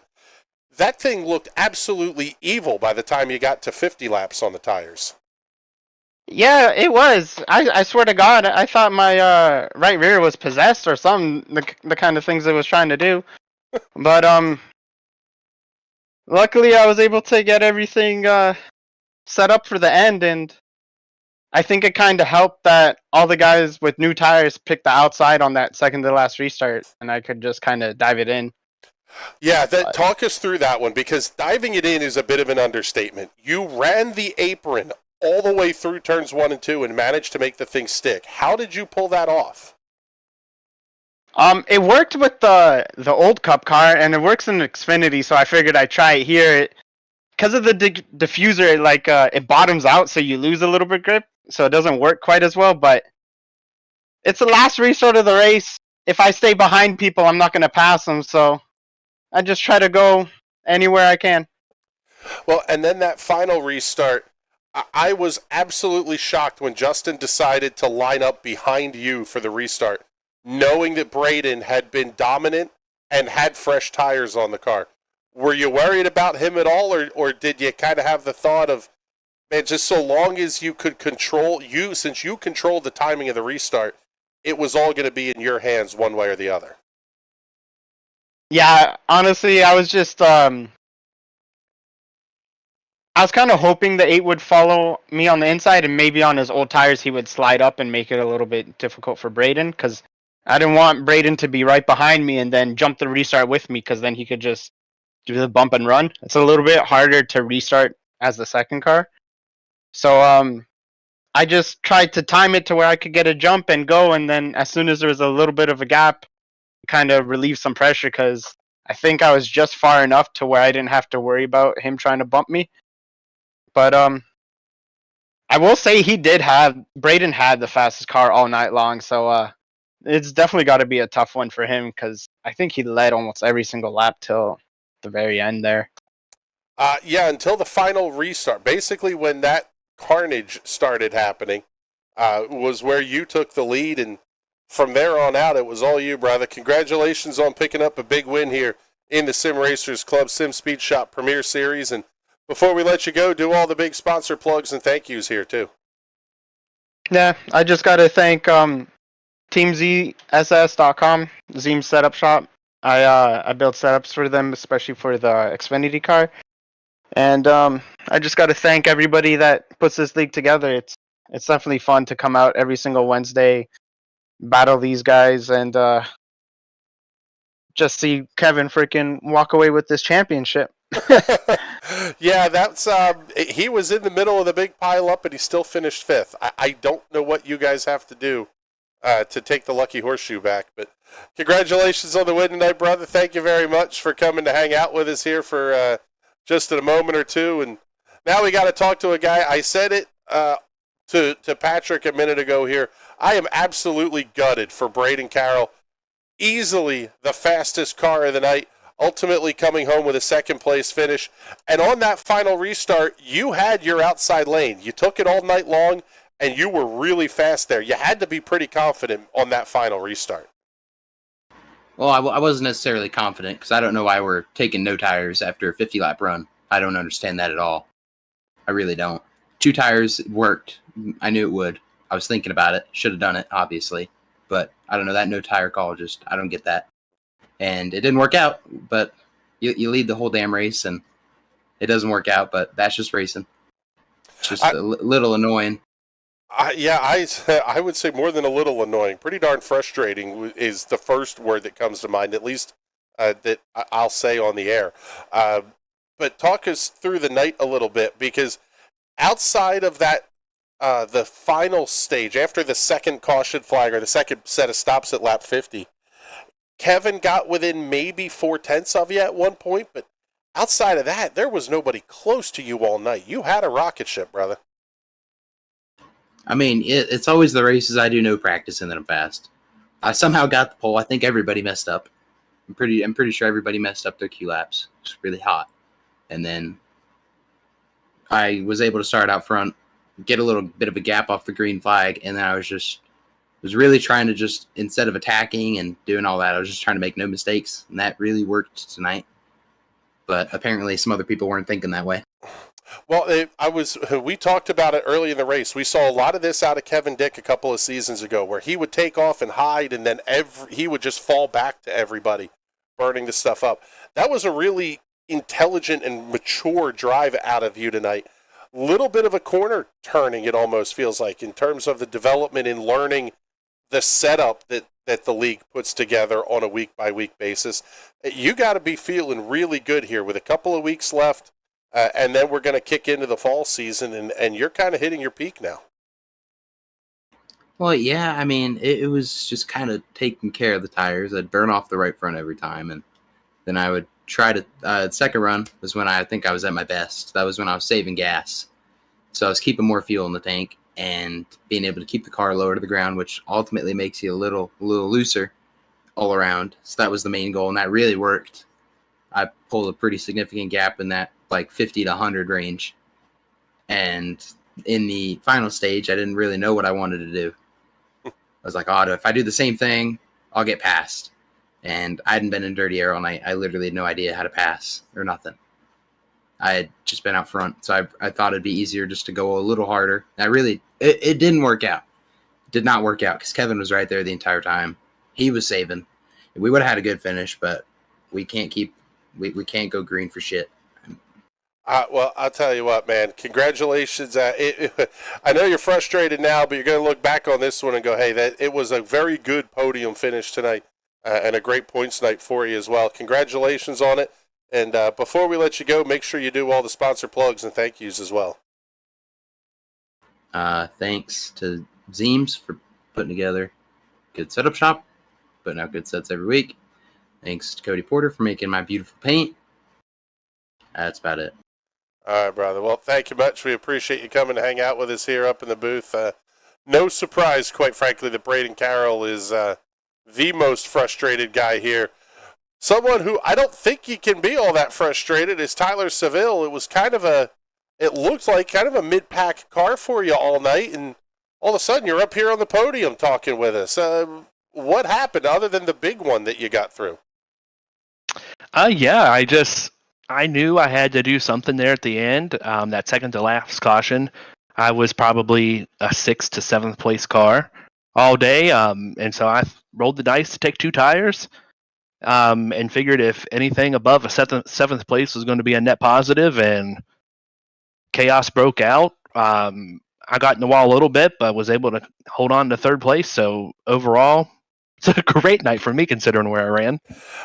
Talk us through a little bit about how you made that call for 2 tires, because everything that I know of these cars on iRacing, 2 tires just doesn't work as a strategy call. What was it about tonight? Was it a track temp thing, or does 2 tires actually work? Well, it was pretty stable in the couple laps that I ran. I'm usually pretty good with the tire wear, so I knew my left sides probably wouldn't be worn that much. But I certainly didn't look at it as like a race-winning move. I was just hoping it would be something where I could come out with a net positive at the end of the day. And then I was kind of hopeful when I saw that the 8 stayed out and the 2 also took 2 tires. Because I know with Braden and Johnny back there on 4 fresh tires, they were going to be super aggressive, and you just never know what happens. Couple cautions come out at the right time, and maybe I would have ended up in victory lane. Who knows? Well, I'll tell you what, man. Nice run tonight. It was good, I guess is what you could say. And not a great night. Not a great run, I guess, but great finish. Congratulations on the podium. And before we let you go, do all the big sponsor plugs and thank yous. Yeah, shout out to Chubby's and Hunter's Fried Pickles. Fortunately, we lost Hunter and Will throughout the race today. Shout out to Richard and shout out to AJ. He probably had a top 3 car on the long runs. When we got like 40 laps in, he was lights out, just pulling away from everybody. And then congrats to Johnny on the win.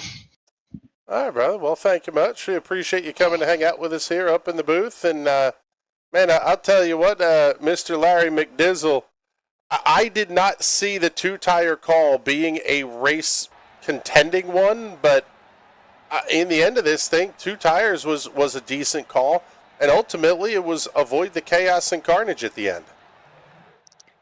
Yeah, I've always been anti 2 tires just because I am old school iRacing. I've been on this platform almost a decade now. And 2 tires was almost never the call, but I'm glad to see with the new tire models we're getting, the updates we're getting, 2 tires is a viable strategy. So I might have to be rethinking my books, going back through my records, crossing some stuff out because it worked tonight. Yeah, it was very, very good. I'm looking forward to seeing what comes next week at Pocono here as well. And at this point, really looking forward to what we're going to see over the end of the season here. As we mentioned, coming up next week, it'll be Pocono, followed by an off week, and then Richmond and Michigan to round out the summer season. A lot coming up tomorrow night, though, for the U.S. Open Wheel doubleheader, heading off to Sebring International Circuit. Always a great track for the U.S. Open Wheel cars, both the USFs and the PM18s. They're awesome at Sebring. Great finishes there last season. Looking forward to that one. Then on Monday night, 9:45 in the East, Silver Crowns head to the land of the rising sun for a visit to Twin Ring Motegi for round number 9 of their 2023 Season 3 championship. And then, as we mentioned, back here next Wednesday night at Pocono Raceway. But with that, time for us to get the heck on out of here. Been a fantastic show tonight, courtesy of the Sim Speed Shop Premier Series. Check out simspeedshop.com for all of your sim hardware needs. And with that, time for us to get the heck on out of here. For Patrick Byrne and everybody here at the National Racing Network that makes these shows happen, my name is Chris Graham. Thank you so much for coming out to hang out with us, and we will talk to you all soon. Have a great night, everybody.